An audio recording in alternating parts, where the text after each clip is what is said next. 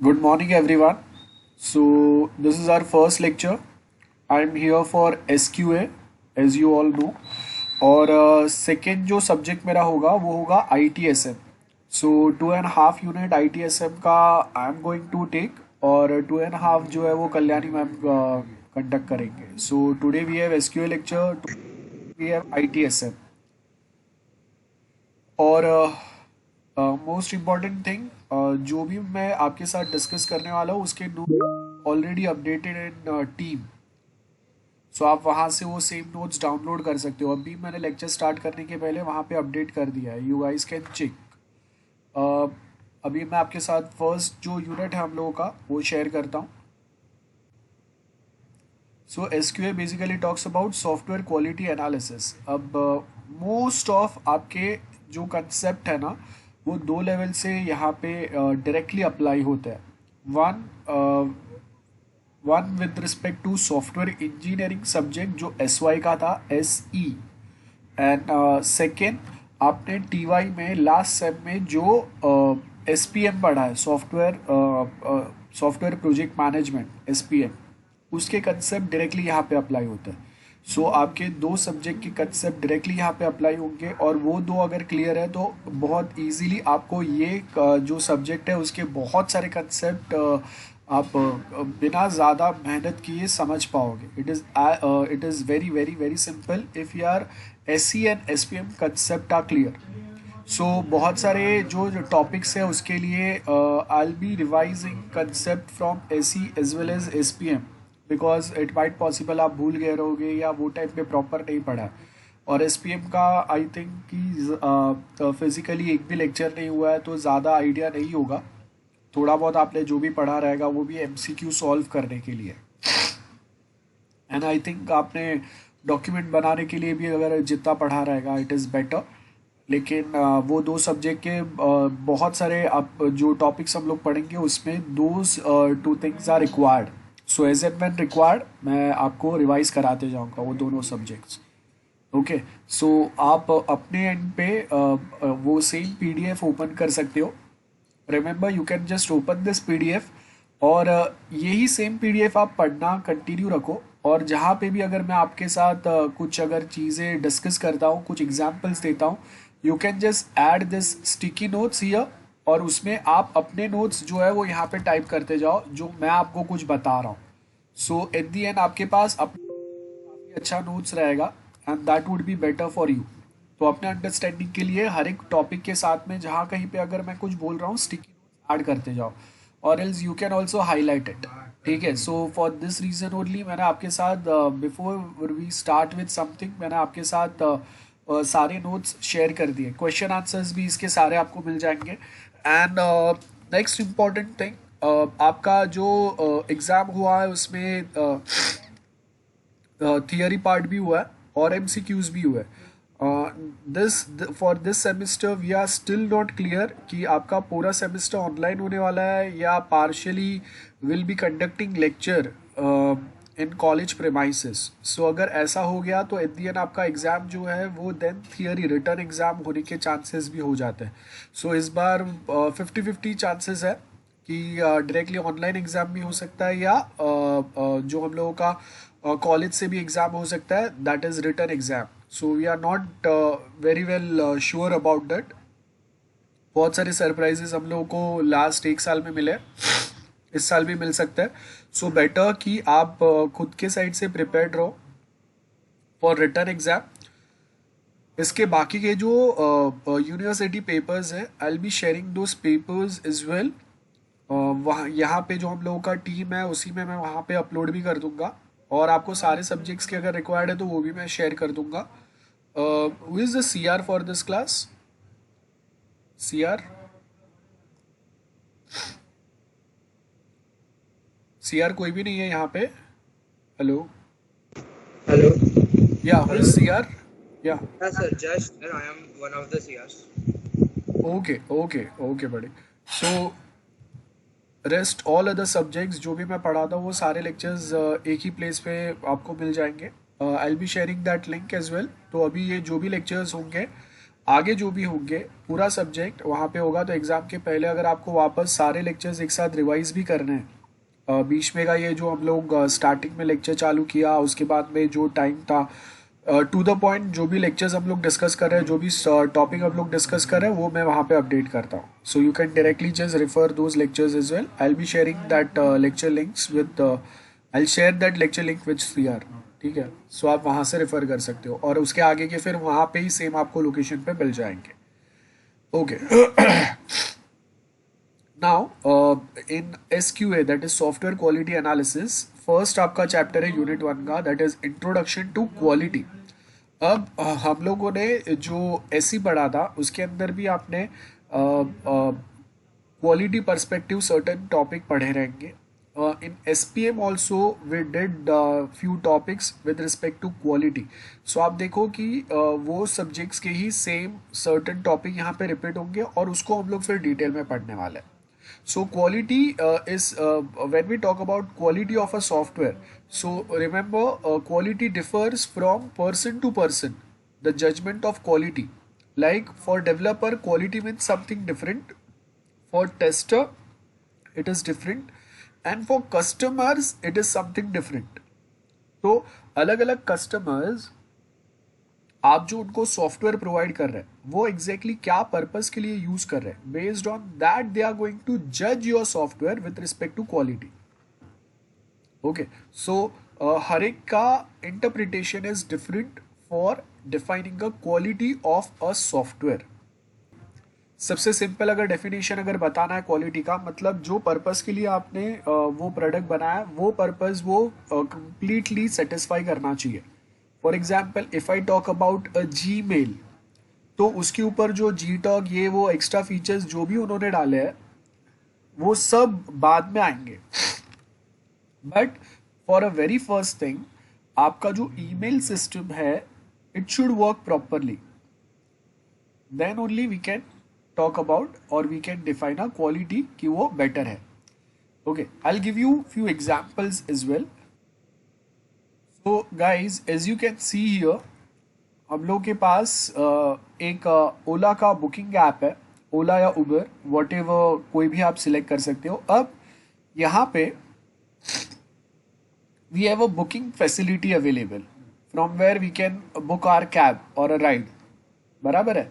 अब जब हम लोग फर्स्ट टाइम बुक कर रहे हैं तो आपको यहाँ पे वो पूछता है which type of ride you want to select, आपका जो पिकअप लोकेशन एंड डेस्टिनेशन, और उसके साथ में if I try to book a ride, यहाँ पे मुझे वो बताता है कि कौन सा टाइप का राइड अगर मैं बुक करूँगा तो वो मेरे पास कितने टाइम में पहुँचेगा, how much time it will take, बराबर है। और उसके साथ में आपको यहाँ पे दिया है राइड लेटर, राइट नाउ। सो अगर मुझे 3 आवर्स के बाद में अगर अपना जर्नी स्टार्ट करना है, मैं अभी से भी बुकिंग करके रख सकता हूँ जो भी राइड मुझे बुक करना है उसके लिए। सो अब यहाँ पे क्या हो रहा है कि जब अगर मैं एक लोकेशन से दूसरे लोकेशन पे अपने पेरेंट्स के लिए या और किसी के लिए भी अगर मैं राइड बुक कर रहा हूँ, तो ये जो मैप है ये कंटिन्यूअसली मुझे भी विजिबल रहता है, जिससे मुझे भी पता चलते रहेगा कि जो राइड मैंने बुक किया है वो एग्जैक्टली अभी कहाँ पे पहुँचा है, कितने टाइम में वो डेस्टिनेशन पे पहुँचेगा, अगर ट्रैफिक में है तो कहाँ पे है, कौन से रूट से वो जा रहा है। सो आप देखो कि अगर कभी अगर हम लोग लेट नाइट अगर अपने कोई फैमिली मेम्बर्स के लिए भी अगर ऐसे राइड बुक कर रहे हैं, सो हम लोग घर पे बैठ के एक लोकेशन से कंटिन्यूअसली उनको ट्रैक कर सकते हैं कि वो अभी कहाँ पे पहुँचे, अभी कितने टाइम में वो हम लोग तक पहुँचेंगे, बराबर है। तो ये क्या हो गया, एक सेफ्टी वाइज भी ये काफ़ी अच्छी चीज़ हो गई। एंड सेकेंड थिंग, कोई अगर टेक्नोलॉजिकली ज़्यादा टेक फ्रेंडली नहीं भी है तो भी यहाँ पे देख के उसको इजीली समझेगा कि कौन से रास्ते से जा रहे हैं, कभी तक पहुँचेंगे, कितने टाइम में पहुँचेंगे। तो आप देखो कि एक छोटा बच्चा भी अगर 1-2 बार ट्राई करेगा ना, he can also learn this things. So इसको आप लोग बोलते हैं quality of a software. Quality मतलब आपका सिस्टम या सॉफ्टवेयर जितना सिंपल रहेगा यूज़ करने के लिए, वो आपका क्वालिटी डिफाइन करता है, user friendliness. So customer point of view से this is the best, quality wise this is the best thing, कि जहाँ पे I can easily book my ride, I can easily check whether my ride is reaching till me, in how much time it will be reached there, और अगर मुझे destination पे जाना है तो कौन सा रूट मैं सिलेक्ट कर सकता हूँ, कौन से रूट पे ट्रैफिक है, ये ऑटोमेटिकली ये मुझे बताता है, मुझे सिलेक्ट करने की ज़रूरत नहीं है।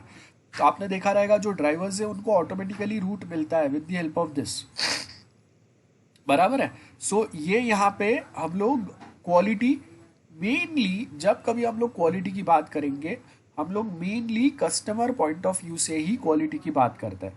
एंड नेक्स्ट थिंग, आपने जो SPM हम लोगों ने पढ़ा था, SPM के अंदर आपने एक टॉपिक पढ़ा रहेगा, value to cost ratio.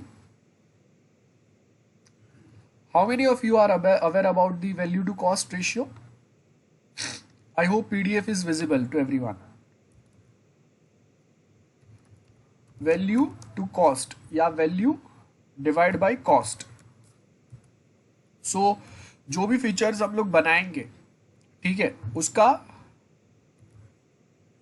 Customer point of view क्या वैल्यू है end developer point of view उसका डेवलपमेंट कॉस्ट कितना होगा वो हम लोग देखते हैं।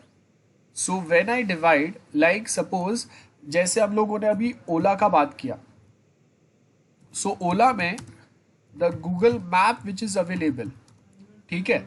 सो अब देखो गूगल मैप जो अवेलेबल है ना उसका value for customer is highest, ठीक है, value for customer is highest. At same point of time, when I talk about development cost, okay, development cost for this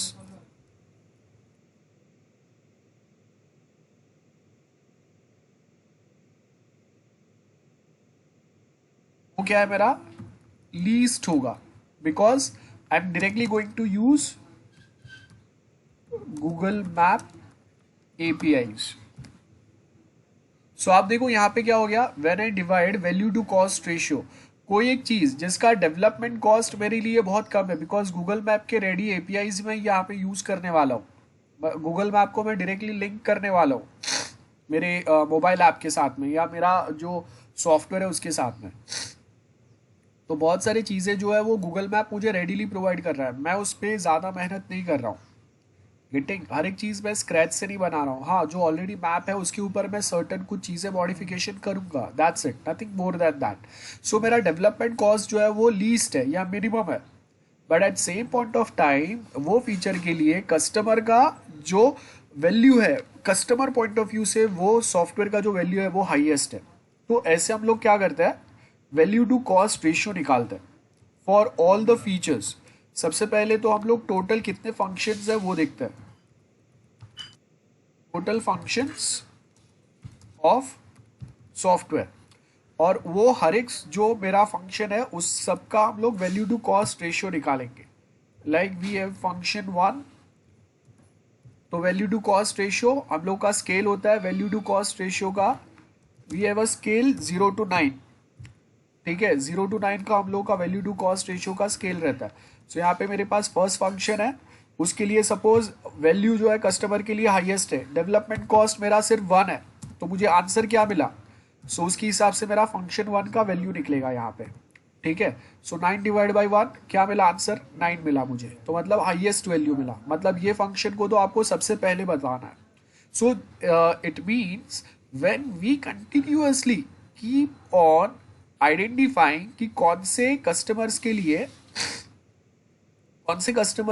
कौन सा स्पेसिफिक जो हम लोगों का फीचर है उसका वैल्यू ज़्यादा है, उसके हिसाब से जब अगर हम लोग चीज़ों को डेवलप करना चालू करेंगे तो आपको इजीली पता चलेगा कि हाँ कौन से फंक्शंस के ऊपर आपको ज़्यादा फोकस देना चाहिए, जिससे कस्टमर पॉइंट ऑफ व्यू से आपका सॉफ्टवेयर जो है उसका क्वालिटी और बेटर हो जाएगा। ओके, हाँ, benefit versus cost, cost includes operational cost and development cost. Okay, स्तुति विया, आपने SPM में अलग से एक टॉपिक पढ़ा रहेगा वैल्यू टू कॉस्ट, तो वैल्यू हम लोग देखते हैं, और कॉस्ट में हाँ, कॉस्ट में many things are included. Basically if I tell you cost क्या होता है,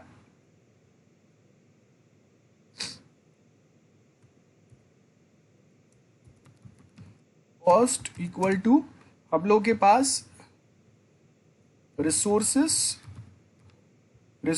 में यहाँ पे ह्यूमन रिसोर्स भी आएगा प्लस हार्डवेयर भी आएगा प्लस सॉफ्टवेयर भी आएगा। रिसोर्स प्लस टाइम, ठीक है, प्लस दी टेक्नोलॉजी जो हम लोग यूज करने वाले हैं। तो कितना हार्डवेयर सॉफ्टवेयर यूज होगा और कौन से टेक्नोलॉजी पे हम लोग बेसिकली वर्क करने वाले हैं, ये सब कुछ इंक्लूड होता है with respect to cost. So cost means we are not talking about money. Okay, cost means we are not talking about money, we are talking about this part. And benefits नहीं आएगा, हम लोग technically value बोलते हैं उसको। So value to cost ratio आता है। I hope this is clear Stuti. हाँ यस सर। हाँ, सो एसपीएम का जो टॉपिक था हम लोग का वैल्यू टू कॉस्ट रेशियो, उसमें हम लोग वैल्यू बोलते हैं। बेनिफिट्स वो हम लोगों का एक जनरल टर्म हो गया, टेक्निकली हम लोग उसको वैल्यू डिफाइन करते हैं। Value to cost V by C आएगा। So guys just keep noting down this things because ये सेम चीज़ आगे वापस रिपीट होगा। और फाइनली आप जब अपना प्रोजेक्ट सबमिट करेंगे वो टाइम में भी you suppose to explain this things to external as well कि आपने अगर कोई एक फीचर ऐड किया है, if you have added something in your software whatever you have develop website और अ मोबाइल ऐप, तो वो टाइम पे वो स्पेसिफिक फीचर आपने ऐड क्यों किया है, first thing. Second thing, if you have added तो आपने value to cost ratio define किया था कि जहाँ पे यू हैव नोटिफाइड देयर कि okay customer point of view ये फंक्शंस का डिमांड ज़्यादा था। ओके, नाउ आपको वैल्यू टू कॉस्ट रेशियो निकालने के लिए you suppose to work with functions. तो उसके लिए आपने रिक्वायरमेंट गैदरिंग पैटर्न कैसे वर्क करेगा, anyone, how requirement gathering pattern works? अगर आपने if you must have already done that topic requirement gathering वाला part from SPM, how we are going to gather the requirement for our software, what is the procedure? एक basic procedure बता दो, standard जाने दो, जो professionally ये वो होता है वो जाने दो। बट सपोज अगर मुझे कॉलेज के लिए एक सॉफ्टवेयर बना रहा है वेयर प्रोफेसर स्टूडेंट्स मतलब teaching staff non teaching staff everyone is going to use that software, HOD principal everyone, तो हर एक के लिए कुछ ना कुछ होगा वो सॉफ्टवेयर पे। अब सपोज एनएम के लिए ही अगर हम लोग सॉफ्टवेयर बना रहे हैं, so we have more than suppose 5000 students in one college, बराबर है। उसके साथ में वी हैव मेनी प्रोफेसर्स और नॉन टीचिंग स्टाफ मतलब अकाउंट्स डिपार्टमेंट, ये सारे हैं उस पर जो रिजल्ट्स अपलोड करेंगे, आपका डिफ़ॉल्टर लिस्ट निकालेंगे, एग्ज़ाम रिजल्ट्स अपलोड करेंगे, आपका फीस किसका पे हुआ नहीं हुआ वो सारे इन्फॉर्मेशन रखेंगे, देन जो इवेंट्स होते हैं उसका इन्फॉर्मेशन रखेंगे, ये सब रहेंगे। एचओडी पोजीशंस रहेंगे, एडमिशन प्रोसेस के लिए का अलग कोई ना कोई चलते रहेगा, बराबर है। और प्रिंसिपल्स रहे, I mean junior college and degree college के अलग अलग जो प्रिंसिपल है, या अगर एक सेम प्रिंसिपल है तो वो रहेंगे जो ओवरऑल प्रोसेस मॉनिटर करेंगे फ्रॉम दैट सॉफ्टवेयर और वेबसाइट वॉट एवर यू से। तो अब यहाँ पे if we have such type of a software और a website for a college, तो उसके लिए how we are going to gather the requirement, anyone, how we are going to gather the requirement for college?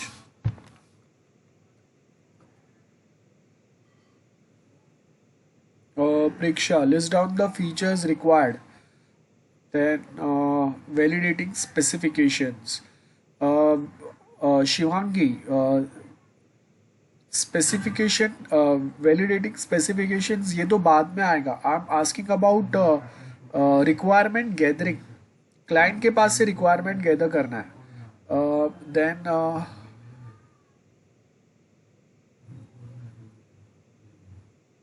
Okay, verification ये सब बाद में आएगा। Simply अगर मुझे क्लाइंट के पास से रिक्वायरमेंट्स ही गैदर करने हैं तो फंक्शनल नॉन फंक्शनल या फंक्शनल रिक्वायरमेंट ये सब तो बाद में हम लोग कैटेगराइज करेंगे। क्लाइंट जो है, client is non technical person, अगर उसको इतना टेक्निकल पता रहता तो वो खुद ही बना लेता ना, हम लोग के पास नहीं आता था। तो अगर एक नॉन टेक्निकल क्लाइंट है जिसको नहीं पता है कि वेबसाइट और मोबाइल ऐप में क्या डिफरेंस होता है, खाली उसको ये पता है कि वेबसाइट कंप्यूटर पे चलता है, मोबाइल ऐप मोबाइल में चलता है, बस इतना ही पता है, उससे ज़्यादा नहीं पता है उसको, and he wants to create one software for a college, बराबर है, तो उसके पास से आपको रिक्वायरमेंट गैदर करना है। हाँ, सो ब्रेन स्टॉर्मिंग जो होगा Khushboo, so how we are going to gather the requirement. अगर मैं उसको पूछूंगा कि भाई रिक्वायरमेंट दो, तो वो कैसे देगा, उसको आइडिया ही नहीं है क्या देना है requirement. Now it is your responsibility. Okay, HOD को पूछना है। अब एचओडी भी नॉन टेक्निकल होगा ना, स्तुति। अगर एक सॉफ्टवेयर अगर हम लोग बना रहे हैं तो उसके लिए आपको रिक्वायरमेंट गैदर करना है, तो एचओडी को सिर्फ एचओडी जो काम करता है वही पता रहेगा, या उसको क्या फंक्शंस या उसके क्या रिक्वायरमेंट है वही पता रहेगा। सपोज अगर इफ आई एम सेइंग कि मुझे रिक्वायरमेंट गैदर करना है फॉर अ कॉलेज सॉफ्टवेयर, सो वो टाइम पे मैं अगर स्टूडेंट्स को पूछूंगा जो ऐसा कोई प्रीवियस कोई ओल्डर सॉफ्टवेयर यूज कर रहे हैं, या अगर वो फिलहाल कोई सॉफ्टवेयर यूज नहीं कर रहे, तो उन्होंने कोई ना कोई प्रॉब्लम फेस किया रहेगा, तो उनको पता रहेगा कि अगर एक नया सॉफ्टवेयर बनता है तो उनके काम के क्या क्या फंक्शंस होने चाहिए उस पर। एंड एग्जैक्टली सिमिलर वे जो अकाउंट्स डिपार्टमेंट वाला पर्सन है उसको पता रहेगा कि उसको क्या क्या प्रॉब्लम होता है, या क्या उसको डिफिकल्टी फेस करना पड़ता है क्या, या फिर कौन से उसके टाइम कंज्यूमिंग टास्क है। तो अगर एक नया सॉफ्टवेयर बनता है तो उसकी स्पेसिफिक रिक्वायरमेंट क्या रहेंगे। या Shivangi, list of requirements like functional technical from all stakeholders और क्लाइंट्स। ओके, हाँ, हाँ, एक वर्ड आपको याद रखना है, स्टेक होल्डर्स। स्टेक होल्डर्स का मतलब होता है जो भी प्रोजेक्ट में इन्वॉल्व होते हैं उसको हम लोग स्टेक होल्डर्स बोलते हैं। अब वो डेवलपर, टेस्टर्स, कस्टमर्स सबको ही आ जाता है, ठीक है। अब रिक्वायरमेंट गैदरिंग का एक बहुत सिंपल सा कंसेप्ट याद रखो कैसे होगा, बिकॉज अगर रिक्वायरमेंट प्रॉपरली आपको नहीं मिलेंगे तो आप लोग वैल्यू टू कॉस्ट रेशियो भी नहीं निकाल पाएंगे, ठीक है। सो रिक्वायरमेंट गैदरिंग के लिए सबसे पहले तो आप डायरेक्टली कस्टमर को क्वेश्चन सिर्फ नहीं पूछेंगे जहाँ पे वो आंसर देगा। You will be providing KBC type of option कि ये क्वेश्चन है, ये 4 ऑप्शन है, out of those 4 customer is going to select any one, ठीक है। सो सपोज अभी हम लोग के पास स्टूडेंट्स हैं, बराबर है। सो अब कॉलेज के लिए हम लोगों को जो सॉफ्टवेयर बनाना है उस पर स्टूडेंट्स भी वर्क करने वाले हैं। सो वो स्टूडेंट्स क्या हो गए, दे आर स्टेक होल्डर्स। सो अभी मैं क्या करूँगा, हम लोगों के जैसे अभी सीआर है या स्टूडेंट का कमिटी होता है, तो स्टूडेंट के कमिटी के 5 लोग मैं सिलेक्ट करूंगा। वो 5 लोगों को मैं एक रेडी गूगल फॉर्म दे दूंगा, लेट्स सपोज गूगल फॉर्म, जिसके अंदर list of set of questions defined रहेंगे, क्योंकि दिस फीचर यू वांट, तो वो फीचर में आपको क्या क्या ऑप्शन चाहिए या कौन से टाइप का चाहिए, नीचे मैंने आंसर दिया रहेगा। तो 4 में से 1-2 जो भी है वो सिलेक्ट करेंगे, क्योंकि we want this function with this features like it work, it should be work like this. जैसे अगर मैं बोल रहा हूँ कि अगर आपको साइन इन रिक्वायर्ड है तो आपको फेसबुक और गूगल दोनों से साइन इन रिक्वायर्ड है या इंडिविजुअल साइन इन चाहिए, I will give option like that. So मतलब कस्टमर साइड से मैं एक भी आंसर जो है ना वो रिटर्न में नहीं लूंगा उसके पास से, मैं उसको रेडी चॉइस दे के रखूंगा। याद रखो, हम लोगों ने स्टार्टिंग में जब SDLC पढ़ते हैं, सॉफ्टवेयर डेवलपमेंट लाइफ साइकिल, तो उसमें रिक्वायरमेंट गैदरिंग वाला पार्ट रहता है। अब रिक्वायरमेंट गैदरिंग में हम लोगों ने ऑलरेडी पढ़ा हुआ है कि अगर रिक्वायरमेंट गैदरिंग अगर रॉन्ग हो गया तो आपका वो रिक्वायरमेंट के बेस के ऊपर जो आपका डायग्राम बनेगा, डिजाइन्स बनेंगे, वो डिजाइन्स भी रॉन्ग जाएंगे। सो अब रिक्वायरमेंट आपके करेक्ट होनी चाहिए, उसके लिए क्या रहेगा, we collect a requirement in a standard form. Standard way का मतलब क्या होता है, जैसे आप देखो कि आपके पास फीडबैक फॉर्म एक आता है, आप होटल में या कहीं पे भी अगर जाते हैं तो we basically get a feedback form जहाँ पे आपको रेटिंग्स दिया रहता है, या डायरेक्टली वो चेक बॉक्सेस दिए रहते हैं, okay you find service better, ये वो आपको सिर्फ मार्क करना रहता है, आपको लिखना कुछ नहीं रहता है। हाँ, and eight the and they provide you 2-3 lines अगर आपको खुद से कुछ लिखना है तो। अदरवाइज मोस्ट ऑफ आपके जो आंसर्स है ना वो स्टैंडर्ड वे में ही वो लेते हैं, जहाँ पे आपको रेडी चॉइसेस दिए रहेंगे and you suppose to select those choices. Exactly similar way जो क्लाइंट्स है, clients are also non technical, और उनके पास से कंफर्म रिक्वायरमेंट जो हम लोग समझ सके, जो डिजाइनर समझ सके, जिसको हम लोग डिवाइड कर सके, फंक्शनल, नॉन टेक्निकल, 10 जो भी जितने भी टाइप में आपको डालना है, तो उसके लिए आपके पास एक स्टैंडर्ड वे में रिक्वायरमेंट आना बहुत जरूरी है, बिकॉज हर एक का the way they try to explain the requirement is different. So अब क्या होगा, बहुत बार customer who is a non technical person वो आपको समझाने की ट्राई कर रहा है कि उसके रिक्वायरमेंट्स क्या है इन अ रिटर्न फॉर्मेट या ऑन अ वर्बल बेसिस। तो अब क्या होगा, रिटर्न में वो अपने साइड से लिख के दे रहा है, लेकिन टेक्निकली जब हम लोग उसको इंटरप्रेट कर रहे हैं तो उसका मतलब कुछ अलग हो रहा है, गेटिंग। या फिर वर्बली उसने बोला है, लेकिन जो पर्सन नोट डाउन कर रहा है उसने अपने में भी नोट डाउन किया, तो क्या हो गया, देर इज अ मिसकम्युनिकेशन या communication gap between what customer trying to convey to us and what we are interpreting from the customer's requirement part जो उसने बोला है। तो इसके लिए हम लोग बेसिकली क्या करते हैं, हम लोग स्टैंडर्ड वे में हम लोग बेसिकली एक रिक्वायरमेंट गैदर करते हैं, ठीक है। और वो स्टैंडर्ड वे में रिक्वायरमेंट गैदर करने के लिए मैं आपको एक बताता हूँ, we basically get readymade templates. For example, Excuse me, sir. yes. Sir, but in case if a customer wants to say something which we have not listed, so then how does the customer convey to us? या सो that's what I am saying ना, कि यहाँ पे देखो हम लोग के पास template है, ये बराबर है। यहाँ पे मैंने सेट ऑफ क्वेश्चंस उसको बताया कि okay this are the choices, ये मेरे प्रोजेक्ट रिक्वायरमेंट है, ये मेरे कस्टमर के कुछ रिक्वायरमेंट है, मैंने गूगल फॉर्म बना के दिया हुआ है जहाँ पे आई एम आस्किंग कि okay you want this type of function, this type of feature, ये टाइप के ये टाइप के ये टाइप के फीचर्स, क्या क्या चाहिए, क्या फंक्शंस चाहिए। मैं अलग अलग स्टेक होल्डर्स का इंटरव्यू लूंगा, this is what we mean by interview, okay. अब उसके साथ मैं नीचे उसको स्पेस दे के रखूंगा कि इफ एनीथिंग एक्स्ट्रा जो कस्टमर को रिक्वायर है, ही और she can type there his own some personal requirements, जो भी कुछ एक्स्ट्रा रहेंगे जो वहां पे गूगल फॉर्म में मेंशन नहीं रहेंगे। It is as simple as that, बराबर है। तो क्या होगा, वी हैव रिक्वायरमेंट, जो भी कस्टमर साइड से रिक्वायरमेंट आया ना वो एक स्टैंडर्ड वे में है। स्टैंडर्ड वे का मतलब क्या हो गया कि हम लोगों ने गूगल फॉर्म बनाया था, ऊपर क्वेश्चन लिखा था, नीचे उसको चॉइसेस दिए थे, वो चॉइसेस में से कस्टमर सिलेक्टेड कि उसको क्या क्या चाहिए। सो कहीं पे भी कोई भी कंफ्यूजन नहीं होगा। The same thing goes with अब आपने ये देखा रहेगा कि based on the requirement, based on requirement जो हम लोगों ने गैदर किया उसके बेस के ऊपर हम लोगों का फिजिबिलिटी स्टडी होता है, ओके। सो अगर आपके पास रिक्वायरमेंट प्रॉपर नहीं है ना तो स्टडी रॉन्ग जाएगा, और अगर फिजिबिलिटी स्टडी रॉन्ग जाता है तो उसके बेस के ऊपर देन हम लोगों ने जो एक पूरा बजट निकाला रहेगा, टाइम डिवीजन करेंगे, वो सब कुछ रॉन्ग जाएगा, okay. So before we start with today's subject, I want you to a simple SDLC diagram, okay. Give the title SDLC, एक डिटेल SDLC डायग्राम बता रहा हूं जो थ्रू आउट आपको काम में आएगा, हेल्प करेगा। बहुत सारी चीजों का कॉम्बिनेशन एक ही में हम लोग ऐड करेंगे। सो ऊपर क्या क्या होंगे वो सब जाने दो, डायरेक्टली जो काम के पॉइंट्स हैं वो हम लोग यहाँ पे रखेंगे, जो बेसिकली आपको हेल्प करेंगे क्वालिटी समझने के लिए। आगे हम लोग जो टेस्टिंग वाले टॉपिक्स पढ़ेंगे वो, और उसके आगे के बाकी के जो चैप्टर्स है, हर एक चीज डिटेल में समझने के लिए this will help you. So सबसे पहले आएगा रिक्वायरमेंट गैदरिंग, ठीक है।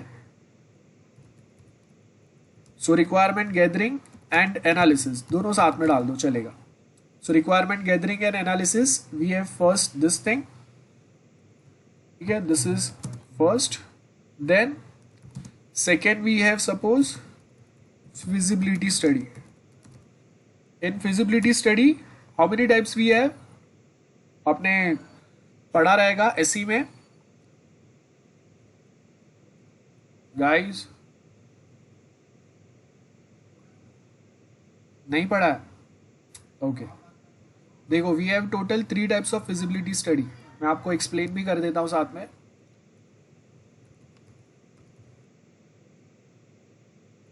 सॉफ्टवेयर इंजीनियरिंग जब हम लोग पढ़ते हैं, so we mainly have 3 types of feasibility study. यहाँ पे देखो आपको दिया है, टेक्निकल, ऑपरेशनल एंड इकोनॉमिकल।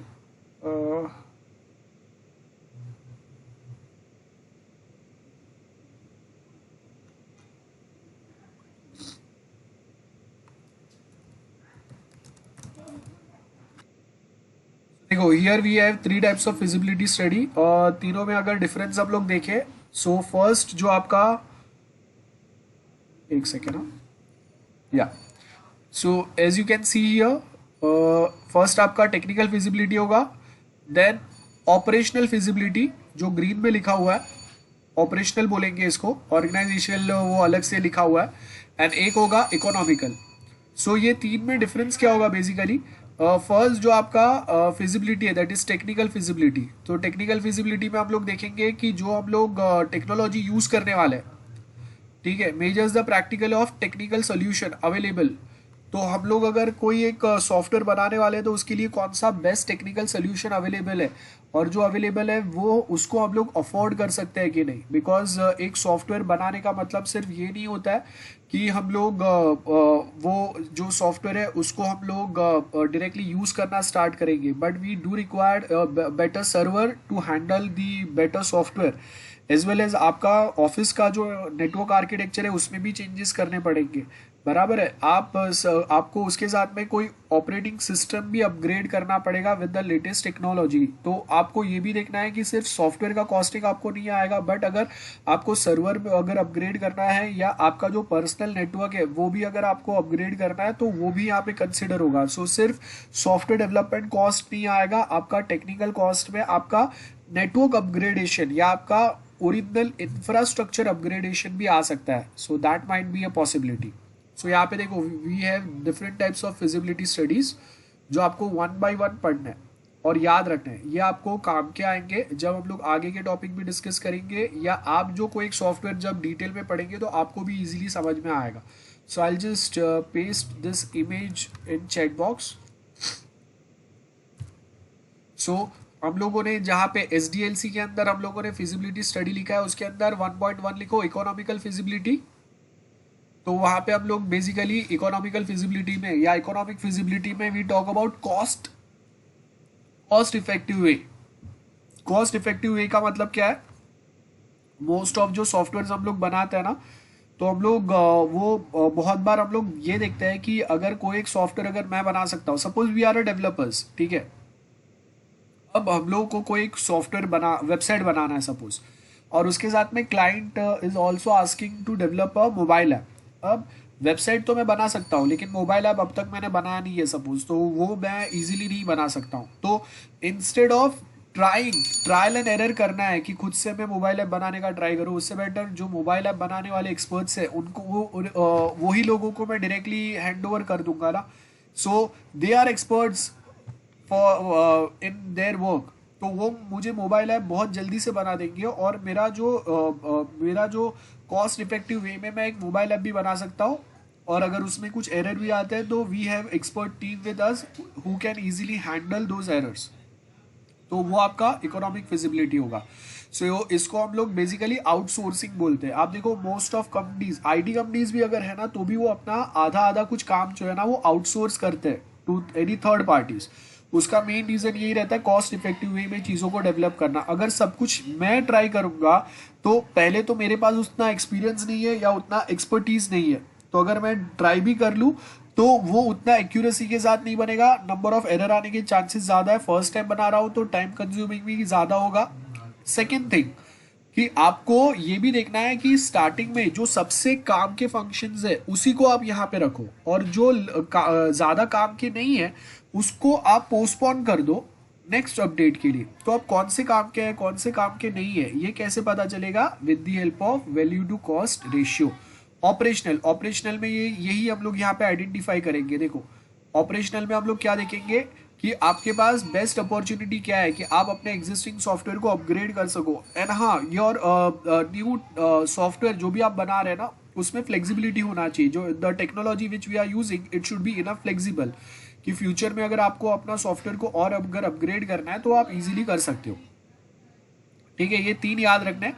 और बाकी के 3 जो है वो हम लोग आपको याद रखना है तो ठीक है, अदरवाइज उतना काम का नहीं है। हाँ, लीगल फिजिबिलिटी अगर देखेंगे तो प्लेस टू प्लेस आपको देखना पड़ता है कि आप जहाँ पे वो सॉफ्टवेयर रन कर रहे हो। फॉर एक I give you one example, Amazon India में रन होता है, यूएस में भी रन होता है। आपने recently I mean before I think 2 years US में जब अमेजोन रन होता है ना, तो उसके ऊपर आपको जो प्रोडक्ट्स मिलते हैं वो एग्जैक्टली सेम प्रोडक्ट इंडिया में नहीं मिलते हैं, because there is a lot of cultural difference between India and US. तो आप देखो कि यूएस का जो फ्लैग है ना, वो फ्लैग के उनके पास आपको शॉर्ट्स मिलेंगे, कप मिलेंगे, डोरमैट्स मिलेंगे, ठीक है। तो यूएस फ्लैग का जो कलर है ना, वैसे आपको डोरमैट्स भी मिलते हैं and people purchase such doormats. लेकिन इंडिया में the way we respect our flag is totally different. So basically issue क्या हुआ कि अमेजोन जो है वो इंडिया में वो ट्राई कलर, जो अपना फ्लैग का ट्राई कलर है, वैसे टाइप के डोरमैट्स सेल कर रहा था और ये नोटिस में आया। देन हम लोगों के मिनिस्ट्री ने उसको वार्न किया। सो यहाँ पे क्या है, we have some legal feasibility भी देखना है। तो अगर कोई एक सॉफ्टवेयर अगर मैं कोई कंट्री में रन कर रहा हूँ तो उसके ऊपर क्या चीज़ें होना चाहिए, क्या चीज़ें नहीं होना चाहिए, with respect to their culture, with respect to their state law और their country's law। Place to place rule या लॉ जो है वो चेंज होते हैं। कहीं पे गैम्बलिंग अलाउड है, कहीं पे गैम्बलिंग अलाउड नहीं है, ठीक है। आप देखो कि इंडिया में गैम्बलिंग इज नॉट अलाउड। सो अगर कहीं आपने देखा रहेगा बार बार न्यूज में आता है ना, वो सट्टेबाजों को पकड़ते हैं ये वो, तो ऐसा वो इंडिया में अलाउड नहीं है। हाँ, अलग अलग वे में, दूसरे वे में हम लोग अलाउ करते हैं, वो बात अलग है। आप देखो कि स्टिल वो हम लोग जो वो क्रिकेट वाला जो हम लोग गेम खेलते हैं, तो कौन सा है वो, प्ले 11 या ऐसा कुछ तो है, तो उसमें आप देखो कि दैट इज अलाउड। लेकिन उसमें से अगर आप कुछ प्राइज या कुछ अगर जीतते हैं तो केरला में वो अलाउड नहीं है। दे स्ट्रिक्टली प्रोहिबिटेड कि आप कोई भी ऐसे गेमिंग वाले चीज़ें जो आएंगे जहाँ पे गैम्बलिंग होता है, इट इज स्ट्रिक्टली प्रोहिबिटेड। तो अगर आप ऐसा कोई प्राइज जीतते भी हो तो भी वो केरला में अलाउड नहीं होगा, ठीक है। सो ऐसे अलग अलग रूल्स रहते हैं। तो वो यहाँ पे आप लोग लीगल फिजिबिलिटी देखते हैं। तो आपको मेनली 3 ही याद रखने, economical, operational and technical. Okay, so 3 types of feasibility are there. Yes, for outsourcing also we supposed to follow different rules. So 2.1 क्या आएगा हम लोगों का, operational feasibility. Then 2.2 economical and 2.3 technical. Then उसके बाद में we have design. Excuse me, sir. Yes. See, your screen is not visible. Oh, sorry.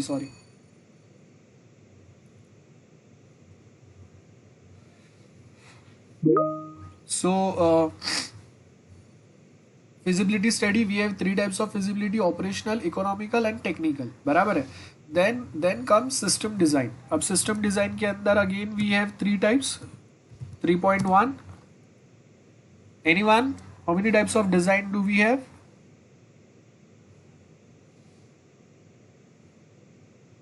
स्तुति, हाँ, वो जो भी कुछ होगा, आई मीन नॉर्मल एसडीएलसी जब हम लोग पढ़ते हैं तो वो प्लानिंग ये वो सब आता है ना। आई am directly talking about the main important steps जो हम लोग फॉलो करते हैं। तो एक एसडीएलसी में जो सबसे काम के स्टेप्स रहते हैं ना, जो हम लोगों को सब्जेक्ट में सबसे ज़्यादा इंपॉर्टेंट है, वो मैं आपको यहाँ पे बता रहा हूँ, जो आपको डायरेक्टली याद रखना है, जो हर एक सॉफ्टवेयर के लिए हेल्पफुल रहेंगे। आप जो सॉफ्टवेयर बना रहे हैं या आप जो प्रोजेक्ट बना रहे हैं उसमें भी डायरेक्टली यही आपको हेल्प करेंगे।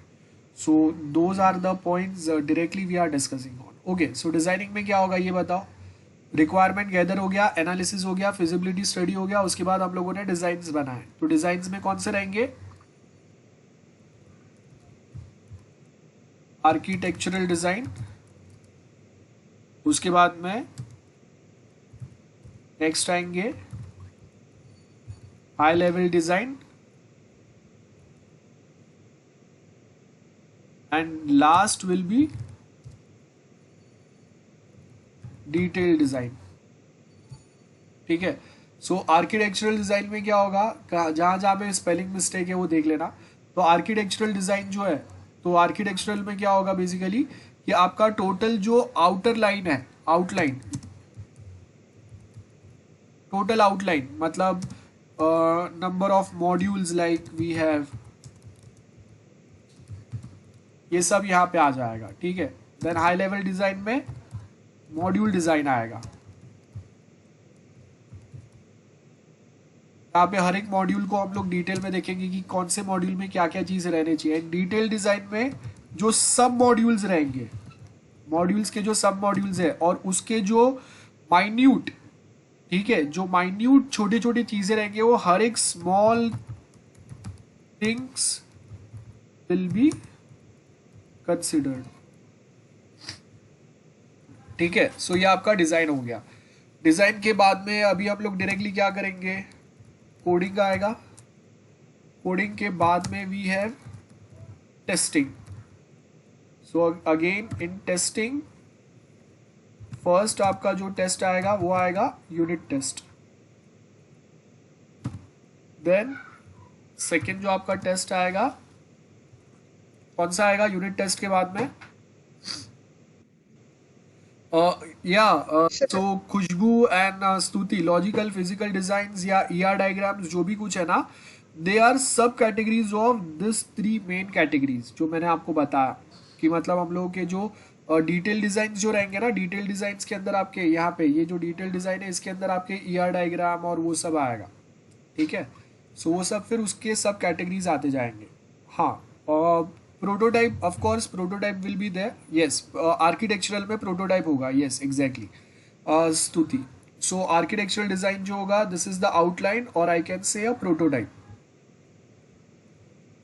सो हमेशा हम लोग प्रोटोटाइप नहीं बनाते हैं पूरा, बिकॉज प्रोटोटाइप बहुत बार टाइम कंज्यूमिंग होता है। प्रोटोटाइप मतलब एक पूरा कंप्लीट डमी बनाना, सो हर बार वो पॉसिबल नहीं रहता है। सो यूनिट टेस्ट के बाद में आएगा आपका इंटीग्रेटेड टेस्टिंग। इंटीग्रेटेड टेस्टिंग के बाद में यस सिस्टम टेस्ट, या राइट। एंड सिस्टम टेस्ट के वापस हम लोगों के सब टाइप्स कौन से होते हैं,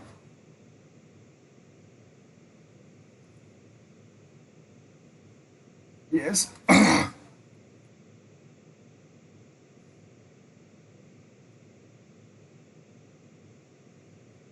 Black box and white box.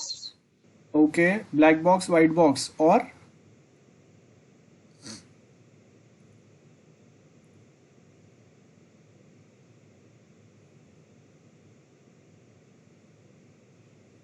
Yes black box Alpha beta will be included, sir. Yes alpha beta भी आएगा। ओके, सो मैं आपको ओवरऑल बता देता हूँ, बाद में उसको हम लोग और अपडेट करते जाएंगे time to time. So suppose यहाँ पे आएगा लास्ट में एक्सेप्टेंस टेस्ट, ठीक है। And in acceptance test like 5.4.1 we have alpha, same way. उसके बाद में नीचे आएगा बीटा टेस्ट आएगा,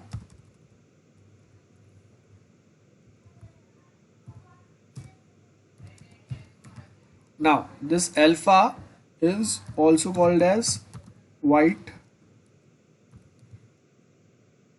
box, okay, and beta जो है वो आपका black के अंदर आएगा।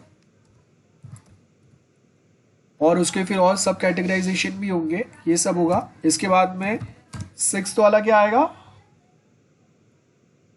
Deployment.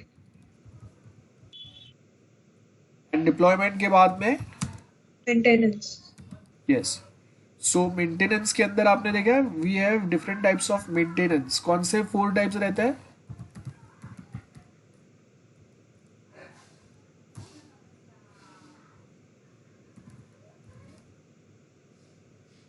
बताओ जल्दी से। One is preventive, corrective, Yes. and preventive. Okay, corrective, preventive, adaptive and okay, देखो मैं आपको बताता हूँ, एक बार ध्यान से हम लोग डिस्कस कर लेते हैं। So we have 4 types as you can see here. आपके 4 टाइप रहेंगे, corrective, adaptive, perfective and preventive. मैं ये इमेज जो है वो पेस्ट कर देता हूँ। सो करेक्टिव मेंटेनेंस का मतलब क्या रहेगा? एज नेम सजेस्ट, करेक्टिव मतलब correcting the error and bugs. Adaptive, adapting to changes in the environment, मतलब हार्डवेयर में चेंजेस हुआ। हार्डवेयर मतलब आपने कंप्यूटर्स जो है वो लेटेस्ट कॉन्फ़िगरेशन के लेके आया, या आपका जो विंडोज 10 था पहले उसके जगह पे नाउ वी है विंडोज 11 12 13 14 कुछ तो एक है। सो दैट इज अडेप्टिव, मतलब न्यू एनवायरनमेंट को कितना इजीली अडॉप्ट कर पाते हैं। परफेक्टिव मेंटेनेंस जो आपका, ओके आपने एस वाई में जो एक सब्जेक्ट पढ़ा था, वो एल्गोरिदम्स वाला जो पढ़ा था, डेटा स्ट्रक्चर्स। सो डेटा स्ट्रक्चर में हम लोगों का मेन थंब रूल क्या रहता है? To try the existing algorithms, to make the existing algorithm as fast as possible. मतलब आज के टाइम का हम लोग का थंब रूल ये रहता है कि आपको जो एग्जिस्टिंग एल्गोरिदम्स जो हम लोग पढ़ते हैं वो एल्गोरिदम्स को आपको मॉडिफाई करके फास्ट बनाना है। I will give you one example. We have WhatsApp. तो व्हाट्सएप पे स्टार्टिंग में क्या होता था कि अगर मैं 10 इमेज अगर शेयर कर रहा हूँ ना, तो वो जो 10 इमेजेस अगर मैं शेयर करता था व्हाट्सएप पे तो वो इंडिविजुअली आते थे। सो अगर मुझे 10 इमेज अगर चेक करने हैं तो सब पे इंडिविजुअली मुझे क्लिक करना पड़ता था। बट अभी क्या होता है, इफ आई शेयर 10 इमेजेस, वो पूरा एक एल्बम बन के आपके पास आता है। तो पहले अगर मैं 50 इमेज अगर व्हाट्सएप पे शेयर कर रहा था तो आपको 50 time you suppose to click on those 50 images individually to download those 50 images. But उसके जगह पे अभी अगर मैं आपको 10 50 100 इमेजेस भी अगर भेज रहा हूँ तो वो सब एक ही एल्बम बन के आएगा, and just in 1 or 2 click you can download all the images या videos, whatever it might be. तो क्या हो गया, पहले का मेरा काम था जहां पे 50 इमेजेस को मुझे इंडिविजुअली डाउनलोड करना पड़ रहा था, वो सेम काम अभी मेरा एक क्लिक में हो रहा है। मतलब क्या हो गया, आपका एल्गोरिदम जो है with some modifications it got faster. User का काम भी कम हो गया, आपका सिस्टम और बेटर हो गया, मतलब क्वालिटी उसका इंप्रूव हो गया। That is first thing. So basically number of clicks जब आप मिनिमम करते हो ना, तो उससे आपका क्वालिटी जो है वो और बेटर और बेटर और बेटर होते जाता है। That is what we mean by perfective maintenance. Existing चीजों को ही और बेटर बनाने का ट्राई करो। सेकेंड थिंग, स्टार्टिंग में हम लोग अगर व्हाट्सएप पे वीडियोस भी भेजते थे ना, तो पूरा कंप्लीट वीडियो जब तक डाउनलोड नहीं होता है तब तक हम लोगों को पता नहीं चलता था कि वो वीडियो में है क्या। आज के टाइम पे वो वीडियो थोड़ा थोड़ा डाउनलोड होता है, उसके साथ में आप उसको प्ले करके देख सकते हो। सो इफ यू थिंक कि that video is not required या काम का नहीं है, you can just stop downloading it. तो क्या होता है, आपका डेटा भी बच जाता है, आपका टाइम भी बच जाता है। So that is next important thing. That's a perfective. Preventive, as name suggest, preventive का मतलब क्या होगा, मेंटेनेबिलिटी बढ़ाते रहो, टाइम टू टाइम अपडेट करते रहो, जिससे प्रिकॉशनरी मेजर्स आपको लेने हैं। प्रिकॉशनरी, प्रिवेंटिव मेंटेनेंस का मतलब है प्रिकॉशनरी मेजर्स, जिससे फ्यूचर में आने वाले रिस्क के लिए आप अभी से कोई प्रिकॉशन लेके रखो। Precautionary, preventive maintenance, prevent your system against the different attacks या different failures which might occur, to avoid the breakdown at the end. हाँ बराबर है। सो अगर आपको प्रिवेंट करना है तो कोई एक ब्रेकडाउन या कुछ एक फ्यूचर कॉन्सिक्वेंसेस जो हो सकता है उसको, उसके अगेंस्ट हम लोग पहले से ही प्रिकॉशनरी मेजर ले लें। So that's what we mean by preventive maintenance. So in maintenance just note it down, 7.1 7.2 7.3 and 7.4, last 4 types जो मैंने आपके साथ डायग्राम शेयर किया है, जल्दी से नोट कर लो, बाकी का पूरा हो गया। ठीक है। So we have 4 types of maintenance, corrective, adaptive, perfective and preventive. ये आपका पूरा SDLC डायग्राम है, इसको आप लोग और अपडेट करते रहेंगे। आपने जहां कहीं पे भी लिखा है एक पेज उसका जो भी है ना वो बाजू में प्लेस रखना, जिसको हम लोग टाइम टू टाइम थोड़ा थोड़ा अपडेट करते रहे। सो ये आपका मेन पार्ट है जो हम लोग SE में पढ़ते हैं। तो SE और SPM के कंसेप्ट ही आपको डायरेक्टली यहाँ पे यूज हो रहे हैं। बहुत ज्यादा नए टॉपिक हम लोग नहीं पढ़ने वाले हैं SQM में, remember this. Okay, so I hope note हो गया सबका, एवरीवन डन।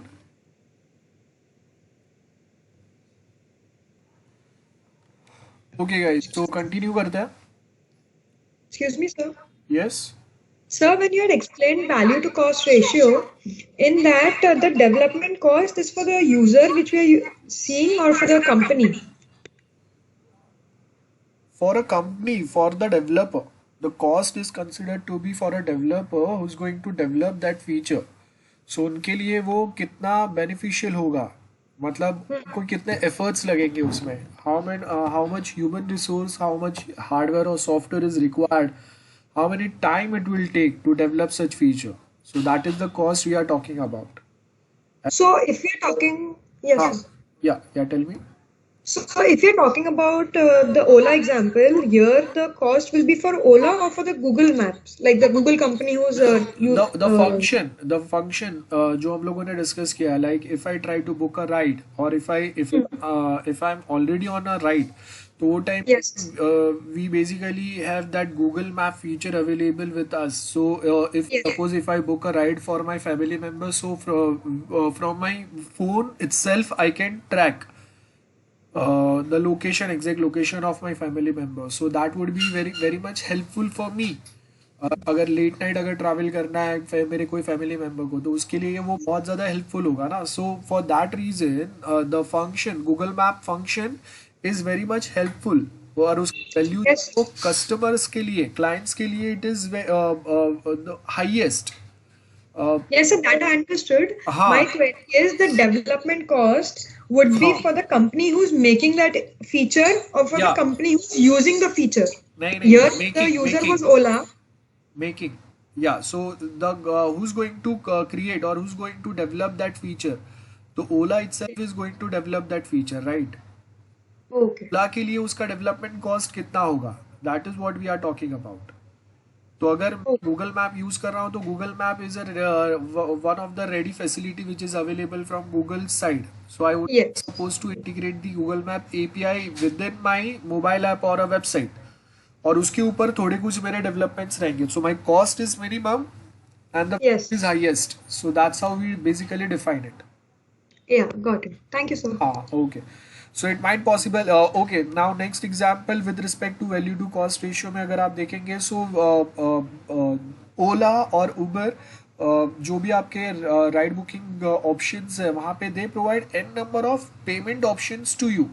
अब बहुत बार वो पेमेंट ऑप्शंस डेवलप करने के लिए या इतने सारे पेमेंट ऑप्शन एक साथ इंटीग्रेट करने के लिए it takes lots of efforts और it takes very high cost. Cost means मैंने ऑलरेडी बोला है, cost means I am not talking about money, I am talking about resources, time and efforts which is required to develop such functions. That is what we mean by cost. Okay.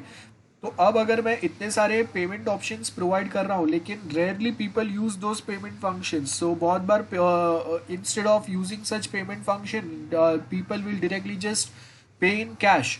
तो वहाँ पे क्या हो रहा है, लोगों के लिए वहाँ पे वो फॉर मेनी कस्टमर्स वो फंक्शन वहाँ पे हो या ना हो उनको कुछ फर्क नहीं पड़ता, because they do have option to pay in cash.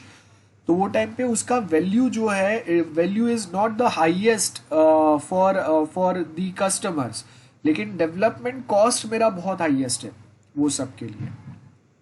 Getting? So वो होगा. Okay, now will start with our original topic. So अभी तक मैंने जो भी कुछ आपको बताया वो बेसिक बताया. सर्टेन चीज़ें हम लोगों ने ब्रशअप कर लिए एसई में और वो टाइम पे जो हम लोगों ने पढ़े थे वो. सो अब यहाँ पे देखो आपको क्वालिटी बोल रहा है. So remember quality is always from the customer point of view. हाँ, डेवलपर पॉइंट ऑफ व्यू से भी हम लोग क्वालिटी डिस्कस करते हैं, टेस्टर पॉइंट ऑफ व्यू से भी हम लोग क्वालिटी डिस्कस करते हैं. Okay, if I ask you quality from developer point of view, what do you think? Quality from a developer point of view कैसे डिफाइन करेंगे? Meeting the customer requirements. Okay, नहीं, developer point of view से मतलब the way we are developing. Requirement वो fulfill करेंगी वो सब ठीक है. अगर मैं डेवलपर हूँ तो मैं कितना प्रॉपर, कितना एक्यूरेट, कितना क्लीन एंड नीट कोडिंग करूँगा उतना मेरा क्वालिटी बेटर रहेगा ना. सो अगर इफ़ आई से कि मैंने बहुत सारी चीज़ें रीयूज़ की है फ्रॉम द प्रीवियस सॉफ्टवेयर जो ऑलरेडी बहुत परफेक्ट कंडीशन में चल रहा है, सो क्या हो गया, automatically developer point of view से उसका सॉफ्टवेयर जो भी वो डेवलप कर रहा है उसका क्वालिटी इंप्रूव हो गया, बिकॉज एक एग्जिस्टिंग, सपोज अगर आपको एक सॉफ्टवेयर डेवलप करना है फॉर योर टीवाई प्रोजेक्ट, और आपको प्रीवियसली आपके कोई सीनियर्स ने बनाया हुआ सिमिलर प्रोजेक्ट मिल गया है जिसमें से 30-40% कोड यू कैन रीयूज, और उसने ट्रायल एंड टेस्ट किया हुआ है वो कोड को, तो क्या हो गया, आप वो सेम कोड जब रीयूज करते हैं, it means I am talking about the reusability factor, जहाँ पे coding is less but reusing the existing things which are already in a perfect situation, in a perfect way, उसको हम लोग reuse कर रहे हैं. सो सबसे पहला चीज क्या होगा, रीयूजेबिलिटी. सेकेंड थिंग कि आप ऑब्जेक्ट ओरिएंटेड के जो भी हम लोगों के फीचर्स है, जो भी हम लोगों के मेन पावर्स है, उसको आप कितना बेस्ट वे में यूज कर रहे हो, इनहेरिटेंस, पॉलीमॉर्फिज्म, गेटिंग. सो ये सब हम लोग कितने परफेक्ट वे में यूज कर रहे हैं, आपका कोडिंग कितना नीट एंड क्लीन है, आपका कोडिंग कहीं पे रिपीट नहीं होना चाहिए, repetition of code should be minimum, और it should not there at all. So उतना आपका कोड और बेटर रहेगा. देन अनरीचेबल कोड नहीं होना चाहिए. अनरीचेबल कोड समझते हैं, ऐसा कोड जो आपने कोड करके तो रखा है लेकिन आपके सॉफ्टवेयर में कभी कोई ऐसा कंडीशन जनरेट ही नहीं होता है कि वो कोड एग्जीक्यूट हो. सो उसकी वजह से क्या हो गया, वो डेड कोड हो गया या अनरीचेबल कोड हो गया.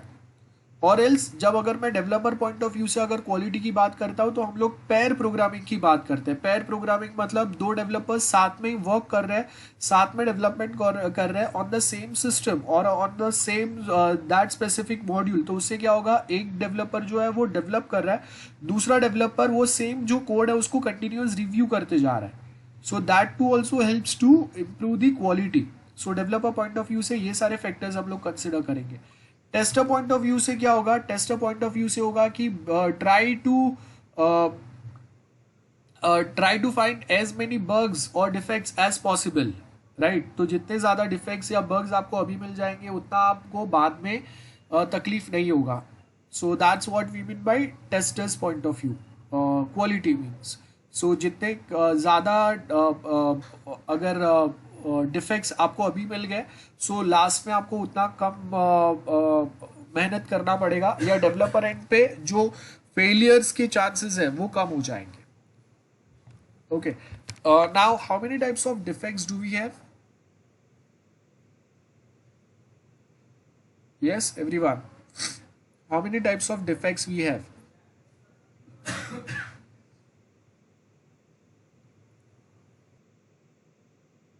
ओके, नाउ जब हम लोग टेस्टिंग या कुछ भी अगर बात करते हैं, क्वालिटी की बात करते हैं, सो आपको सबसे पहले तो डिफरेंस पता होना चाहिए error, fault and failure. As you can see in this diagram, just noted down the difference between error, fault and failure. Error, as you can see error, a person makes an error, coding में error है.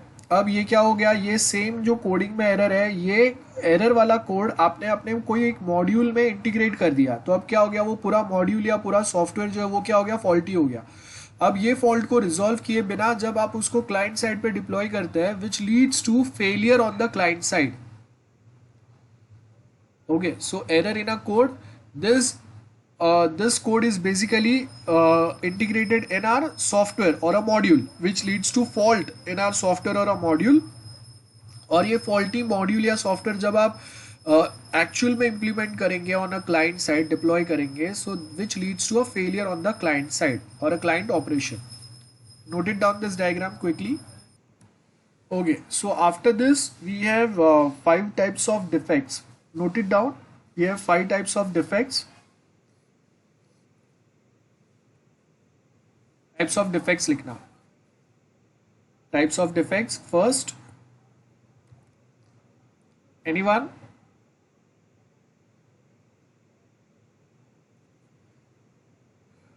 Anyone? Types of defect. Okay, nice.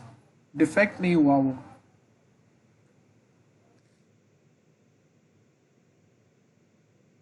Okay, लिखो. First type is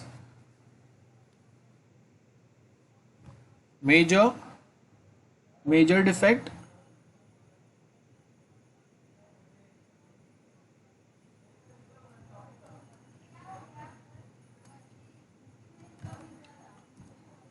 So we have different types of defects. First is major defect. अब ये defect में क्या होगा, ध्यान से देखो, we have most important module of software failed and we don't have any alternative, ठीक है। So most important module of your software is failed and we don't have any alternative. So ये क्या हो गया, मेजर टाइप ऑफ डिफेक्ट हो गया। Second is moderate defect. तो moderate defect में भी सिमिलर सिचुएशन होगा, जहाँ पे we have like most important module of your software is failed but we do have an alternative for this, ठीक है। सो इसको हम लोग मॉडरेट बोलेंगे।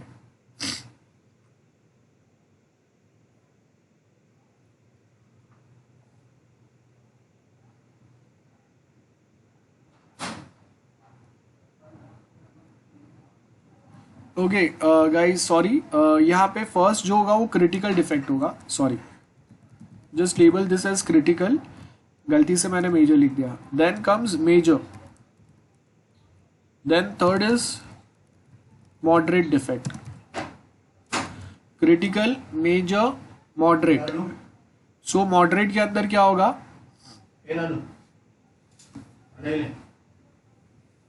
सो मॉडरेट के अंदर क्या होगा, we have a very important module of our software, ठीक है, वो फेल नहीं हुआ है,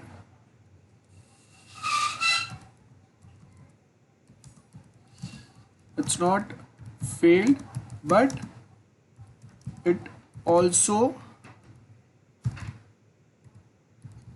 don't generate expected result।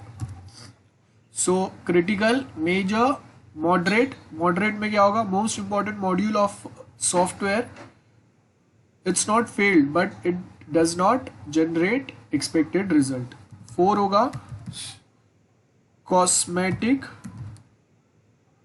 Cosmetic makeup वाला सामान समझ लो, ठीक है। तो ये आपका मेकअप हो गया सॉफ्टवेयर का, मतलब look and feel. So errors और mistake related to look and feel, GUI आप बोल सकते हो, ठीक है, वो सब यहाँ पे आएगा। एंड फिफ्थ होगा minor, minor defects like spelling mistake something. So we have this 5 types of defects, okay. First वाला मैं भूल गया था, सो वही मैं याद कर रहा था। Note it down this quickly. Which defect to solve first? What do you think? Critical. Okay. And कौन सा लास्ट में सॉल्व करेंगे हम लोग? Cosmetic. Okay. So basically, which defects we are going to solve first? It's purely depends on priority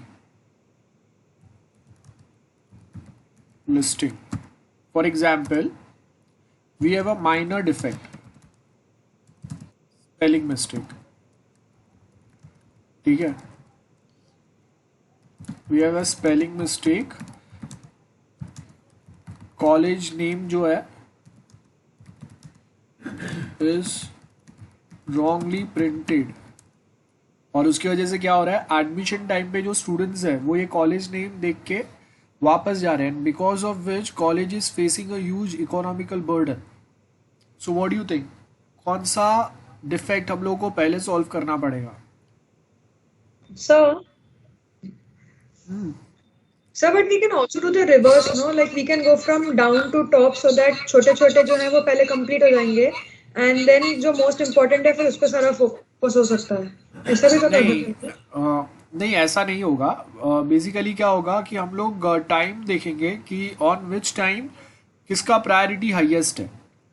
because अगर मैं बोलता हूँ कि क्रिटिकल डिफेक्ट है, मेरा सॉफ्टवेयर ही नहीं चल रहा है और मैं छोटे छोटे एरर्स सॉल्व कर रहा हूँ, सो उसका कोई रीज़न ही नहीं बनता, राइट। सो बेसिकली हम लोग यहाँ पे जब डिफेक्ट्स अगर सॉल्व करते हैं ना, so it's going to be a combination of defect type plus priority, ये दोनों का कॉम्बिनेशन होगा, और इसके बेस के ऊपर we are going to decide कि which defect we are going to solve first.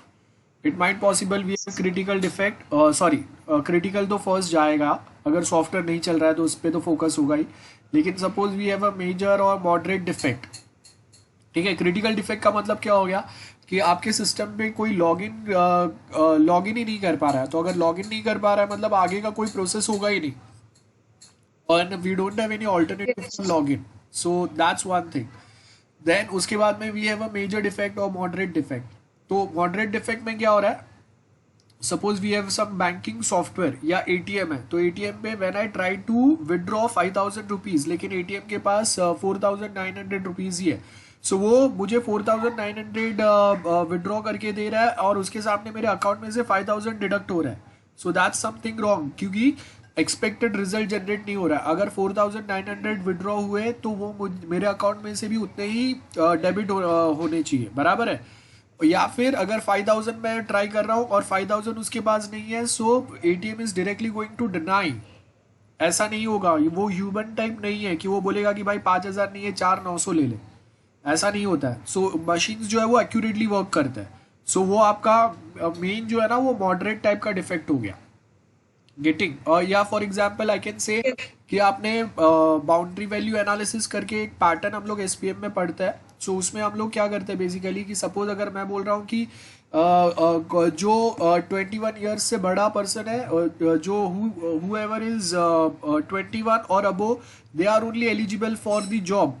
अब अगर मेरा कल बर्थडे है और आज अगर मैं इवनिंग में 6 o'clock या 8 o'clock या 9 o'clock सपोज अगर मैं जॉब के लिए अप्लाई कर रहा हूँ, सो मैं 21 का 3 hours के बाद में होने वाला हूँ, so after 12 o'clock if I try to register for that job then I'm eligible, but before 3 hours or before an hour or before 5 minutes I'm still not eligible.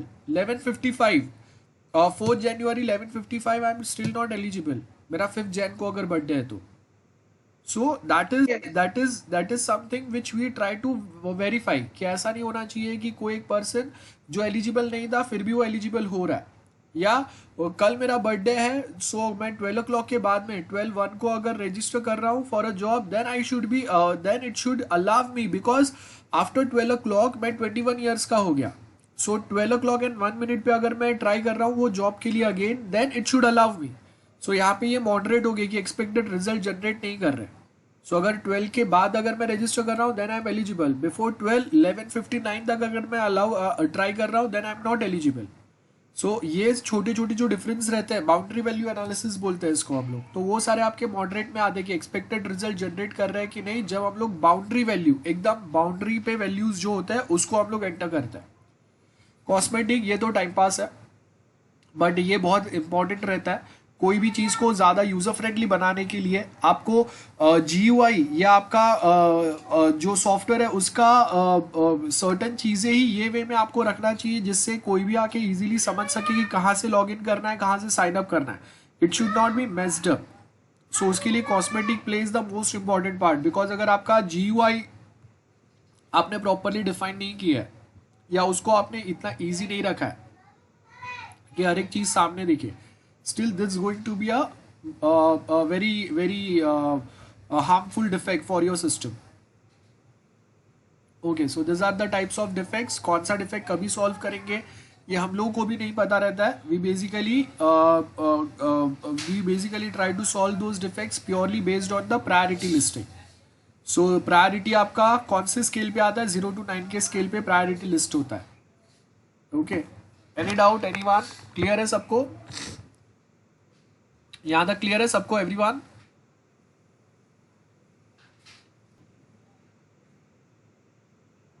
तो आज हम लोगों ने सब्जेक्ट स्टार्ट करने के पहले सबसे पहले SDLC डिस्कस किया है। SDLC के कौन से लेवल्स रहेंगे, हर एक के अंदर क्या सब टाइप्स रहता है, टाइप्स ऑफ डिफेक्ट्स समझाया हम लोगों ने, एरर, बग एंड फेलियर, या एरर देन क्या था, what do you mean by error? Yes, anyone? Error means mistake in our code, right? Then error leads to fault in a module, because वो same error वाला code आपने कहीं ना कोई एक मॉड्यूल या सब मॉड्यूल में डाला है. देन दैट फॉल्टी मॉड्यूल या sub module when we integrate on a software, और वो सॉफ्टवेयर को जब आप क्लाइंट साइड पे डिप्लॉय करते हैं तो that might leads to a failure on the client side. So defects कहाँ पे आएंगे? एनीवन? एरर, फॉल्ट या फेलियर, कौन से कैटेगरी में आएंगे डिफेक्ट्स? फेलियर. फेलियर में आएंगे. Okay, how many agreed with this statement? Defects comes on failure side या default side? Sir, especially the first one, the critical one will come in failure only because अगर वही नहीं हो रहा है तो फेल ही हो गया ना. Yes, okay. सो चलो, क्रिटिकल टाइप का जो डिफेक्ट है वो तो फेलियर में जाएगा. देन बाकी के 4 है, उसमें से कौन से कहाँ पे लैंड होंगे?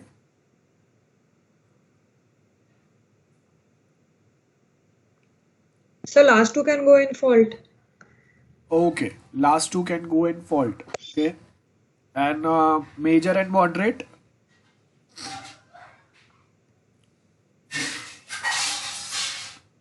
Guys, सब लोग सुन रहे हैं ना? मुझे सिर्फ सिलेक्टेड स्टूडेंट्स के पास से आंसर मिल रहा है. यस, वत्सल.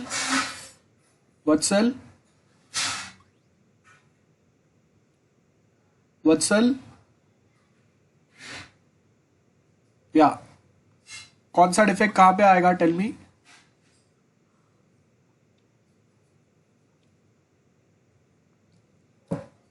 क्रिटिकल डिफेक्ट कौन से टाइप पे आएगा?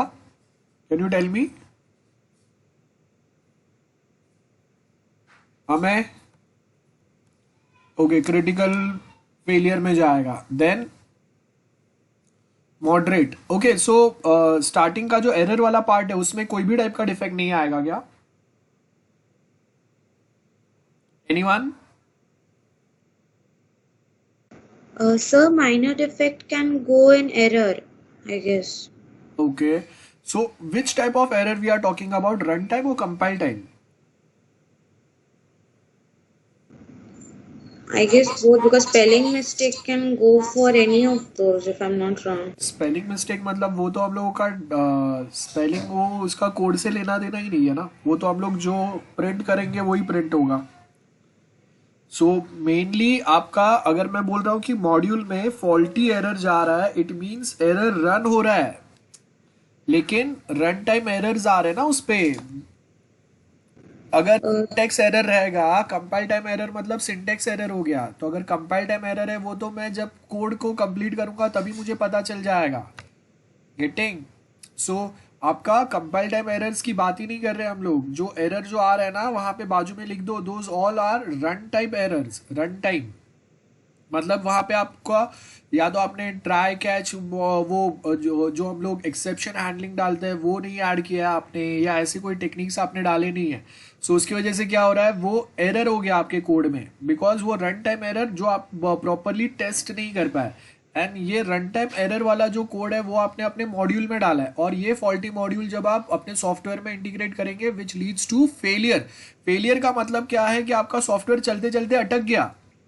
अब आपका सॉफ्टवेयर चलते चलते अटक गया, उसका मतलब क्या है कि आपका कोड जो है वो सिंटेक्टिकली करेक्ट था, ग्रामेटिकली करेक्ट था, बराबर है, और वो कंपाइल हो रहा था, लेकिन रन जब हो रहा है वो टाइम पे कुछ मिस्टेक्स आ रहे हैं ना. सो कंपाइलेशन का प्रॉब्लम ही नहीं है हम लोगों का. ठीक है, हम लोगों का प्रॉब्लम कहाँ से चालू हो रहा है? रनिंग प्रॉपर नहीं हो रहा है, उसकी वजह से हो रहा है. I will give you one example. Sir, yes. so that way the last two mistakes that were minor and that cosmetics, those can be a part of error as well as fault, but failure will include all three: the Yes. moderate, major, and critical. Yes yes, perfect. Sir, हाँ बोलो. in minor, as said, like spelling mistakes. So, as in spelling mistakes, as in the print statement you meant by. हाँ, जो आपको जो भी आपको वहाँ पे स्पेलिंग मिस्टेक कहीं पे कुछ दिख रहा है, मतलब मैसेज आ रहा है प्रॉपर नहीं आ रहा है, जैसे अगर मैं बोल रहा हूँ कि यू आर लॉग्ड इन, लेकिन वहां पे लॉग्ड इन की जगह लॉग आउट दिख रहा है या और कुछ दिख रहा है, so those are the minor errors. Spelling mistake मतलब सिर्फ ऐसा नहीं है कि कॉलेज का नाम मैंने वो सिर्फ जस्ट एग्जाम्पल दिया। आपको जो प्रिंट स्टेटमेंट्स जो आएंगे उसमें कहीं ना कहीं कुछ मिस्टेक्स आ रहे हैं ना, या उसमें प्रॉपर मैंने स्टेटमेंट नहीं लिखा हुआ है। Okay, I thought it would be spelling in some syntax or something. नहीं नहीं नहीं, अगर अगर सिंटैक्टिकल अगर एरर है तो आपका कोड कंपाइल ही नहीं हो रहा है ना। कंपाइल नहीं हो रहा है तो उसको मॉड्यूल में इंटीग्रेट करने का सवाल ही नहीं आता है।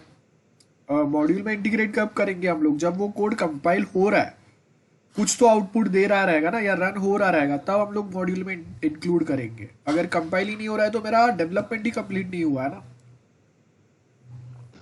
Okay, understood. हाँ, सो देखो अब फेलियर का मतलब क्या हो गया। यहाँ पे ये कैल्सी दिख रहा है ना, मैंने कंप्लीट स्क्रीन शेयर किया है यहाँ पे।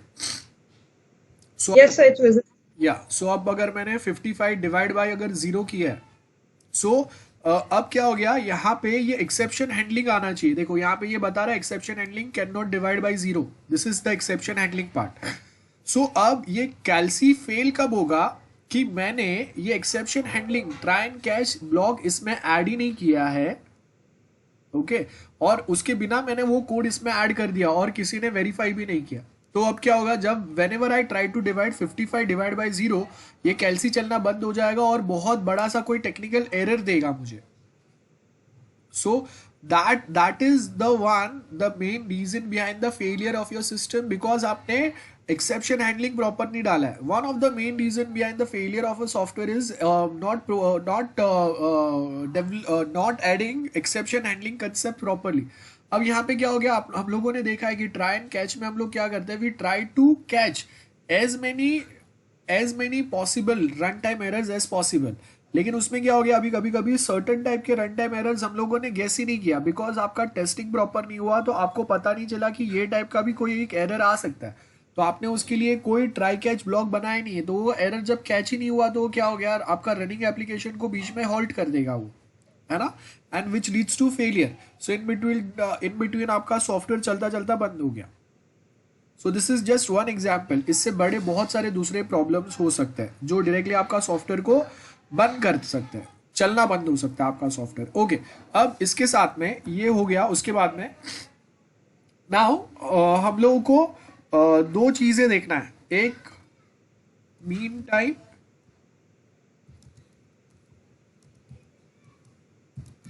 between failure and mean time to recover। okay, what is the difference between these two? क्या बढ़ना चाहिए, क्या कम होना चाहिए? anyone? Mean time between failure should be the least. failure क्या होना चाहिए, कम होना चाहिए? mean time between failure, Sorry, mean time to recover should be the least, and mean time between failure should be more. Like there should be less of failures between the working. yes, so mean time to recover should decrease, right? and mean time to recover should mean time between failure should increase। मतलब अभी अगर failure अगर suppose daily base पे आ रहा है, so we should shift it to weekly, और वहां से मंथली तक जाना चाहिए, बराबर है। एंड यहाँ पे स्टार्टिंग में recovery use to take like 6 hours, so उसको हम लोगों ने 3 आवर्स पे लेके आए, और वहां से नाउ इट्स 30 मिनट्स। सो ये क्या हो गया, one should increase, one should decrease. तो फेलियर बिटवीन टू फेलियर्स, दो फेलियर्स के बीच में का जो टाइम है ना, वो आपको इंक्रीज करना है। और मीन टाइम टू रिकवर मतलब अगर फेलियर्स आ गए, चलो ठीक है, आपका काम जो है वो अभी अटकना नहीं चाहिए, मतलब आपका जो भी कुछ काम था वो रिकवर होना चाहिए। आप जहां से फेलियर आया था सिस्टम में, वहां तक का पूरा डेटा जो है वो रिकवर होना चाहिए, बराबर है। ये हम लोग यहाँ पे बता रहे हैं। सो मीन टाइम या time to recover should decrease, मतलब पहले अगर recovery time use to take 6 hours, so now it should take 3 hours, now afterwards it should take 30 minutes, उसके बाद it should take 5 minutes to recover the system. और ये जो recovery है ना, इसी को हम लोग बेसिकली मेंशन करते हैं। तो आपका 2 पॉइंट्स के ऊपर I can say the quality of a software depends on this 2 factors. Quality equal to mean time between failure plus mean time to recover. These 2 factors can easily define the quality of your software. ध्यान से देखो और समझो। आपको अगर book का definition आपने नहीं भी पढ़ा तो भी आई थिंक ये स्टेटमेंट से you can easily define the quality of your software. Yes yes no, how can I define the quality of my software? अगर सबसे पहले तो जल्दी से फेलियर नहीं आ रहा है, और अगर फेलियर आ रहा है तो जल्दी से मेरा सिस्टम वो फेलियर्स को ओवरकम या रिकवर कर रहा है, right? So can you define quality in such terms? Yes no, technically can we define this way guys? Yes, sir. Just one student, बाकी कहाँ पे है? सुन रहे हो आप लोग? समझा मैंने जो बोला अभी वो गाइज? ओके, सो अगर मैं सेम वे अगर मैं आपको बाकी के अगर आप देखो कि गूगल, सो गूगल का क्या था? फेलियर आपने बहुत टाइम के बाद, बहुत सालों के बाद सुना रहेगा कि गूगल जो है वो उस पे उसके सिस्टम पे फेलियर आया, लेकिन उसने वापस खुद को बहुत जल्दी से रिकवर भी कर लिया। So that defines the quality, और क्वालिटी जितना बेटर रहेगा उतना लोग जो है वो इजीली ट्रस्ट करेंगे उस पर। ओके, नाउ कौन से सॉफ्टवेयर पे कितना लेवल का क्वालिटी मेंटेन करना है ये कैसे पता चलेगा? इन जनरल मैं क्वालिटी तो बोल रहा हूँ, लेकिन अभी एक छोटा सा सॉफ्टवेयर है उसके ऊपर क्वालिटी मेंटेन या क्वालिटी आपका सॉफ्टवेयर का कितना बेटर है ये कैसे पता चलेगा? जितना ज़्यादा हम लोग टेस्ट करेंगे। अब टेस्टिंग पे कितना मुझे इन्वेस्ट करना है ये कैसे पता चलेगा? Based on the type of software.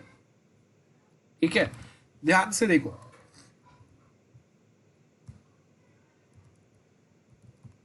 Human dependence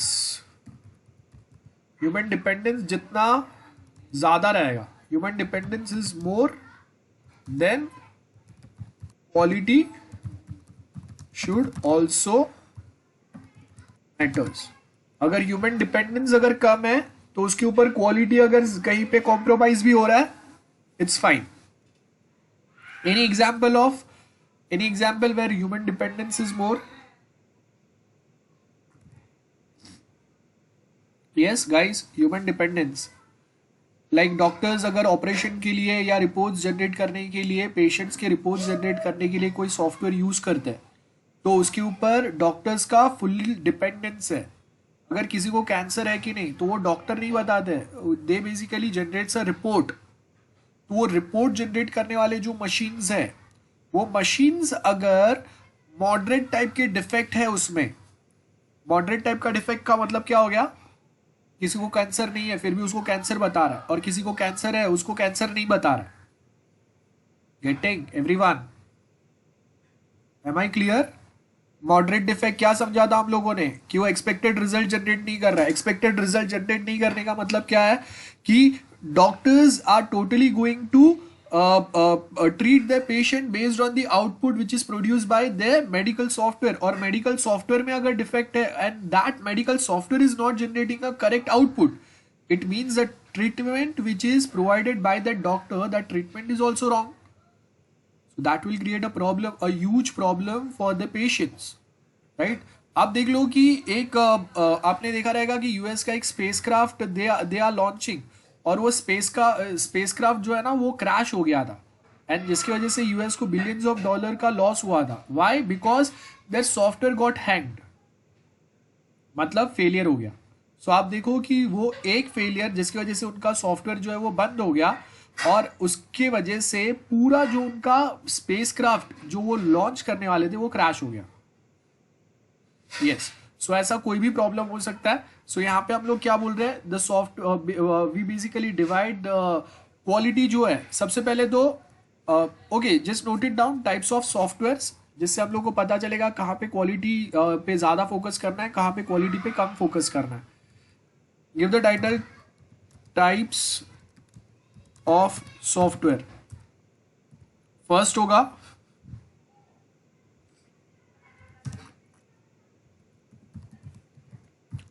critical versus non critical.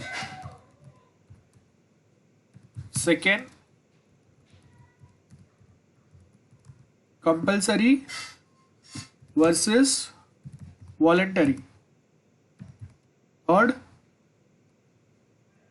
Yes, third कौन से टाइप का आएगा? Anyone from you?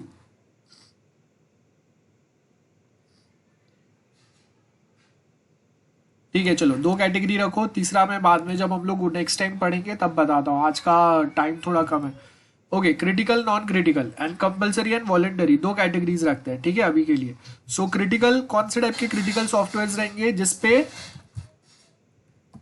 Human dependence क्या है? Human dependence is more. इसको हम लोग क्रिटिकल सॉफ्टवेयर बोलेंगे. एंड इस पे लेस डिपेंडेंस है, इसको नॉन क्रिटिकल सॉफ्टवेयर बोलेंगे. कंपल्सरी सॉफ्टवेयर कौन सा हो गया? Example, GST filing, then tax, then passport के लिए आपको जो चाहिए वो हो गए. वॉलेंटरी सॉफ्टवेयर कौन से हो गए? Facebook, Twitter, etcetera. सो आप फेसबुक यूज करते हो नहीं करते हो, no one cares. It is not compulsory कि आपको कॉलेज में एडमिशन लेना है, आईटी करना है तो फेसबुक की जरूरत पड़ेगी. Twitter, it is not compulsory. Snapchat, WhatsApp, it is not a compulsion. There is no compulsion for anyone to use such softwares. Those are the voluntary software. Use करना है करो, नहीं करना है मत करो. कंपल्सरी सॉफ्टवेयर, अगर मुझे टैक्स फाइल करना है, आईटी रिटर्न करना है, then there is a compulsory one website और a software which is provided from government site. That is the only place. वहां से जाके मुझे करना पड़ेगा, राइट. अब क्रिटिकल के अंदर बैंकिंग सॉफ्टवेयर्स भी आएंगे, मेडिकल सॉफ्टवेयर्स भी आएंगे, ये सारे क्रिटिकल के अंदर भी आएंगे. सो रिमेंबर, जो भी सॉफ्टवेयर्स हम लोग डिस्कस करेंगे ना, दो softwares are going to be combination of this 2 types. Like banking software क्या होगा? Critical plus, yes, critical plus compulsory होगा, वॉलेंटरी होगा. गाइस बैंकिंग सॉफ्टवेयर अगर है तो वो क्रिटिकल होगा और प्लस उसके साथ वॉलेंटरी होगा या कंपल्सरी होगा? यस, कंपल्सरी होगा, बराबर है. सो कंपल्सरी क्यों होगा? बिकॉज आपको अगर ऑनलाइन बैंकिंग करना है तो उसका जो सॉफ्टवेयर है वही यूज करना पड़ेगा, ठीक है. मेडिकल क्या होगा? क्रिटिकल प्लस कंपल्सरी, बिकॉज आपको अगर एक स्पेसिफिक रिपोर्ट है, कोई ट्रीटमेंट करना है तो उसका जो सॉफ्टवेयर है वही होगा. ओके. कॉलेज सॉफ्टवेयर या कॉलेज का आपका एनएम का जो वेबसाइट है वो एनएम वेबसाइट क्या होगा? नॉन क्रिटिकल प्लस वॉलेंटरी होगा, राइट. बिकॉज आप यूज करो मत करो, no one cares. I hope this is very much clear to everyone. So अब नाउ टेल मी, ऊपर जो हम लोगों ने क्वालिटी के 2 पर्सपेक्टिव पढ़े, जिसके ऊपर हम लोगों को बहुत ज्यादा मेहनत करना पड़ता है. रिमेंबर, क्वालिटी मेंटेन करने के लिए फेलियर जो है ना, वो फेलियर्स को दूर धकेलने के लिए और रिकवरी टाइम कम करने के लिए we need to work very very very hard on our software. तो तब जाके क्वालिटी मेंटेन होगा.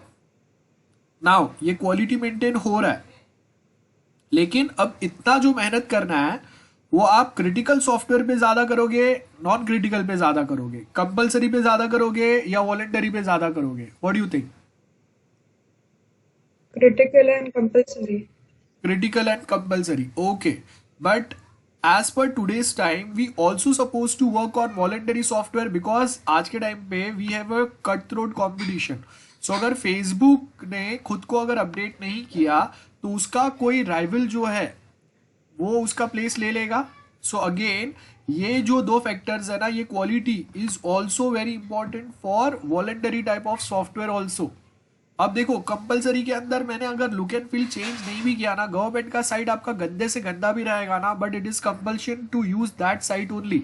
सो आपको अगर वो डिफिकल्ट भी लगता है ना, स्टिल आपको वो सीखना पड़ेगा और उसके ऊपर ही काम करना पड़ेगा. You don't have any other alternative. So वो उसके ऊपर ज्यादा मेहनत नहीं करेंगे, वो उनका साइट प्रॉपर चल रहा है, कोई मेजर माइनर मेजर या मॉडरेट डिफेक्ट नहीं आ रहे उसके ऊपर, क्रिटिकल डिफेक्ट नहीं है, इट्स ओनली दैट। अगर कॉस्मेटिक या ऐसा कुछ वो है वो फिर भी उसको छोड़ देंगे, दे डोंट केयर। अब जब अगर हम लोग वॉलेंटरी सॉफ्टवेयर की बात करते हैं लाइक फेसबुक और ट्विटर और समथिंग ऑफ दोज काइंड, तो उनका बिजनेस पूरा चल ही रहा है जब तक लोगों का ट्रस्ट है उस पर और जब तक यूजर्स उसको बहुत इजीली यूज कर पा रहे। And that is the reason कि any 5 type of defects is very much compulsory to be solved by this voluntary softwares like Facebook, Twitter, Insta, etc, etc. So to stay in market, to stay in competition, it is very important for them. I hope it is clear. So Yes. what you said, that is understood, but the thing is, like you said, voluntary, so that's not referring to mass group of people, but the one which is compulsory, mass will use it.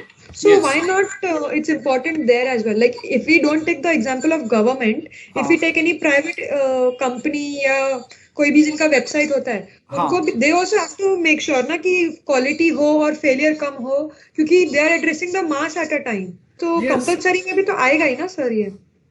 हाँ उसमें आए, मतलब college website you are talking about? No, I mean any private institute which is हाँ. having their own website and it's a compulsion कि तुम्हें अगर उनके साथ communicate करना है तो उनका दिया हुआ ही चीज यूज करना है। हाँ. तो भले उसमें competition नहीं है, but they are at a time addressing a mass, हाँ मतलब हाँ, mass so वो population। टाइम पे तो yes, so वो टाइम पे it's going to be their responsibility to improve the quality of the same website or a software, वो तो होगा ही ना, तो वो टाइम पे वो कंपलसरी हो जाएगा।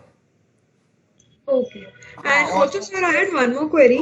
In this college, you wrote non-critical, but there are times wherein, like in case of the admissions, the merit list is given. Then, in our case particularly, there's attendance given, and sometimes even results come through the college website.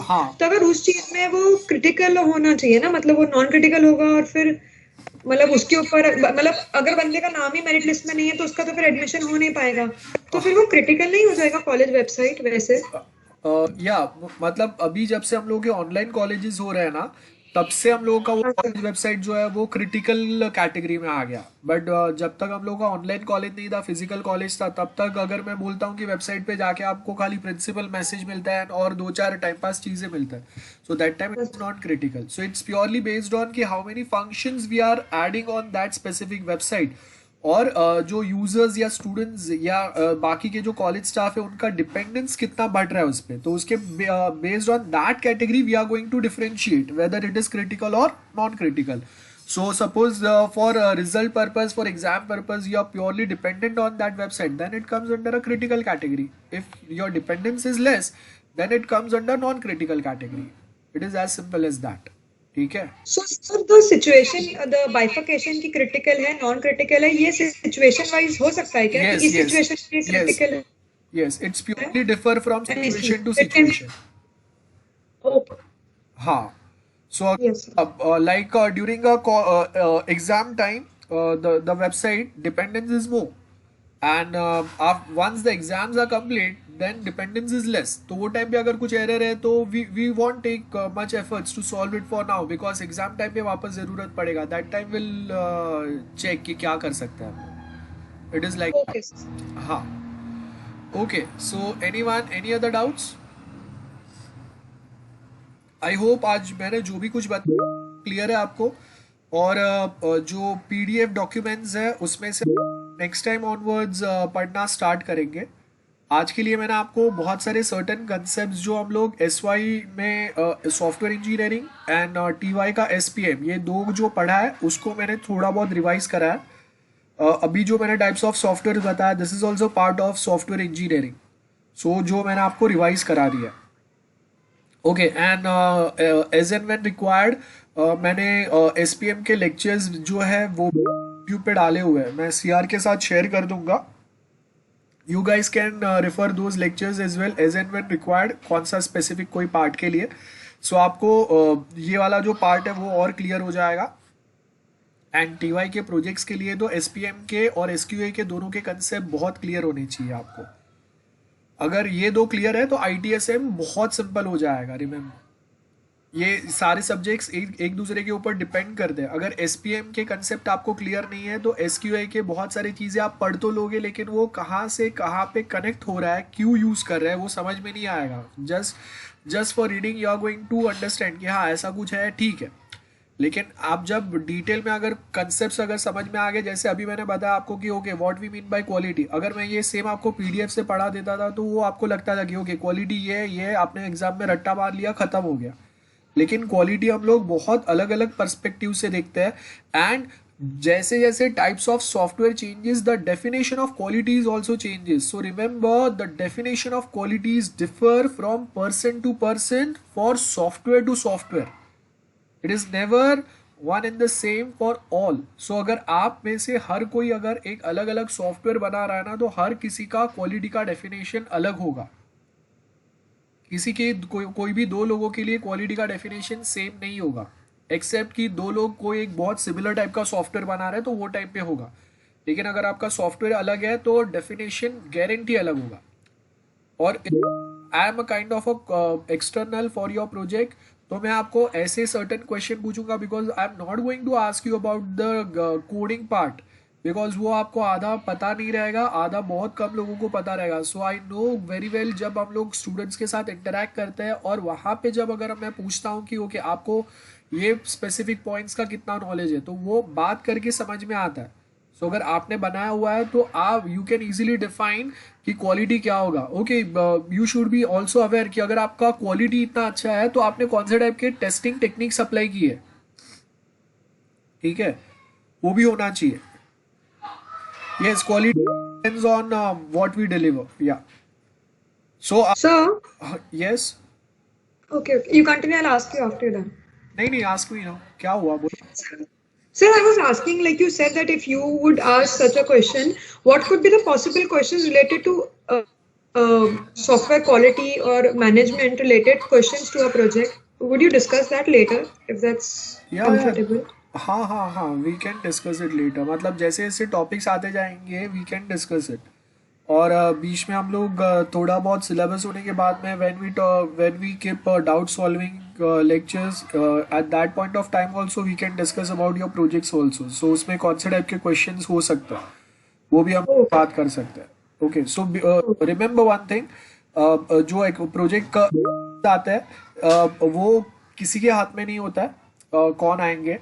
और mainly जब वो evaluate करते हैं, अगर मैं evaluate करूंगा किसी को तो उसको कंसेप्ट्स कितने क्लियर है उसके बेस के ऊपर I am going to evaluate, ठीक है। बिकॉज फिजिकली अगर हम लोग नहीं मिल रहे, ऑनलाइन ही अगर मैं आपका वाइवा कंडक्ट कर रहा हूँ, मैं आपका प्रोजेक्ट ऑनलाइन ही अगर देख रहा हूँ, तो वो टाइम पे आपके कंसेप्ट्स कितने क्लियर है उसी के बेस के ऊपर I am going to provide you marks for the same. अगर आपको टेक्निकली पता नहीं है मतलब आपने वो प्रोजेक्ट बनाया ही नहीं है। आप अगर वो बनाते हो तो आपको टेक्निकली बहुत सारी चीज़ों का नॉलेज आ जाता है, जैसे मैं अभी आपको एक्सप्लेन कर रहा हूँ। तो आपने पढ़ा है, ये थियरी के कंसेप्ट आपने अपने प्रोजेक्ट में इम्प्लीमेंट किए।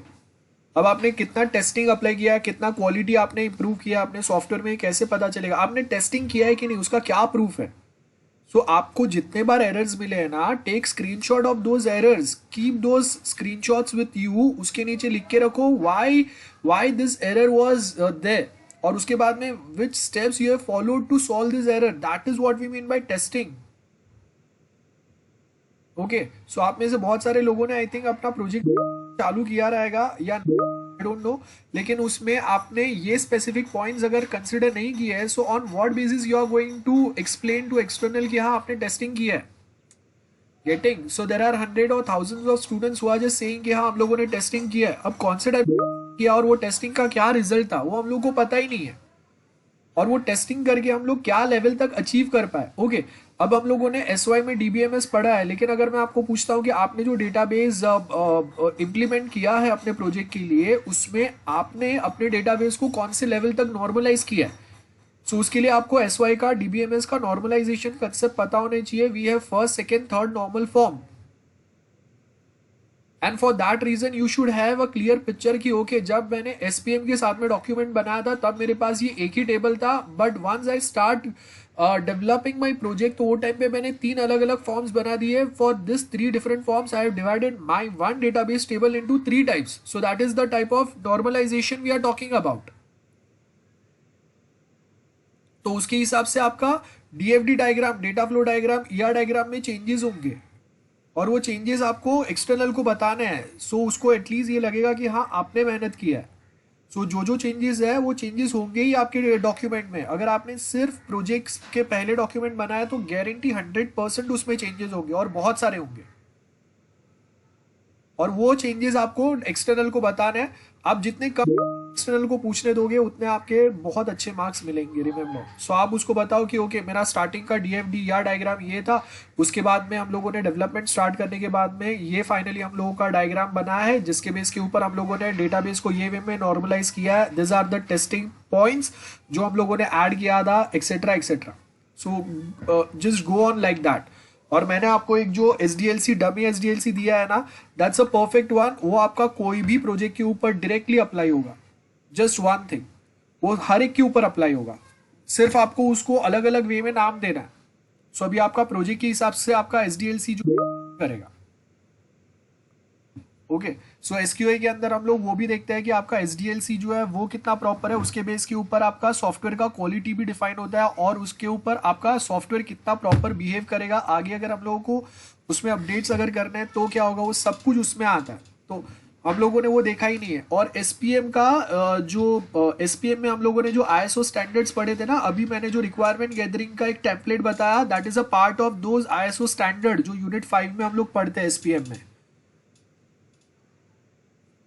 सो अगर आप गूगल फॉर्म के थ्रू अगर रिक्वायरमेंट गैदर कर रहे हो तो आपके पास जो टेम्पलेट रिक्वायरमेंट गैदरिंग के क्वेश्चन कहाँ से आए, जो एक स्टैंडर्ड सेट ऑफ क्वेश्चंस रहते हैं. So you should answer it in interview और विद एक्सटर्नल की ओके ISO स्टैंडर्ड ये वाला था जिसके टेम्पलेट क्वेश्चंस अवेलेबल और वो ओवर गूगल वो सेम रेफर करके मैंने अपने सॉफ्टवेयर के लिए रिक्वायरमेंट गैदर करने के लिए गूगल फॉर्म बनाया था, which I shared with my clients और कस्टमर. ठीक है. So that's it for today. मिलते हैं नेक्स्ट टाइम. या 10:55 को आई विल एंड दिस.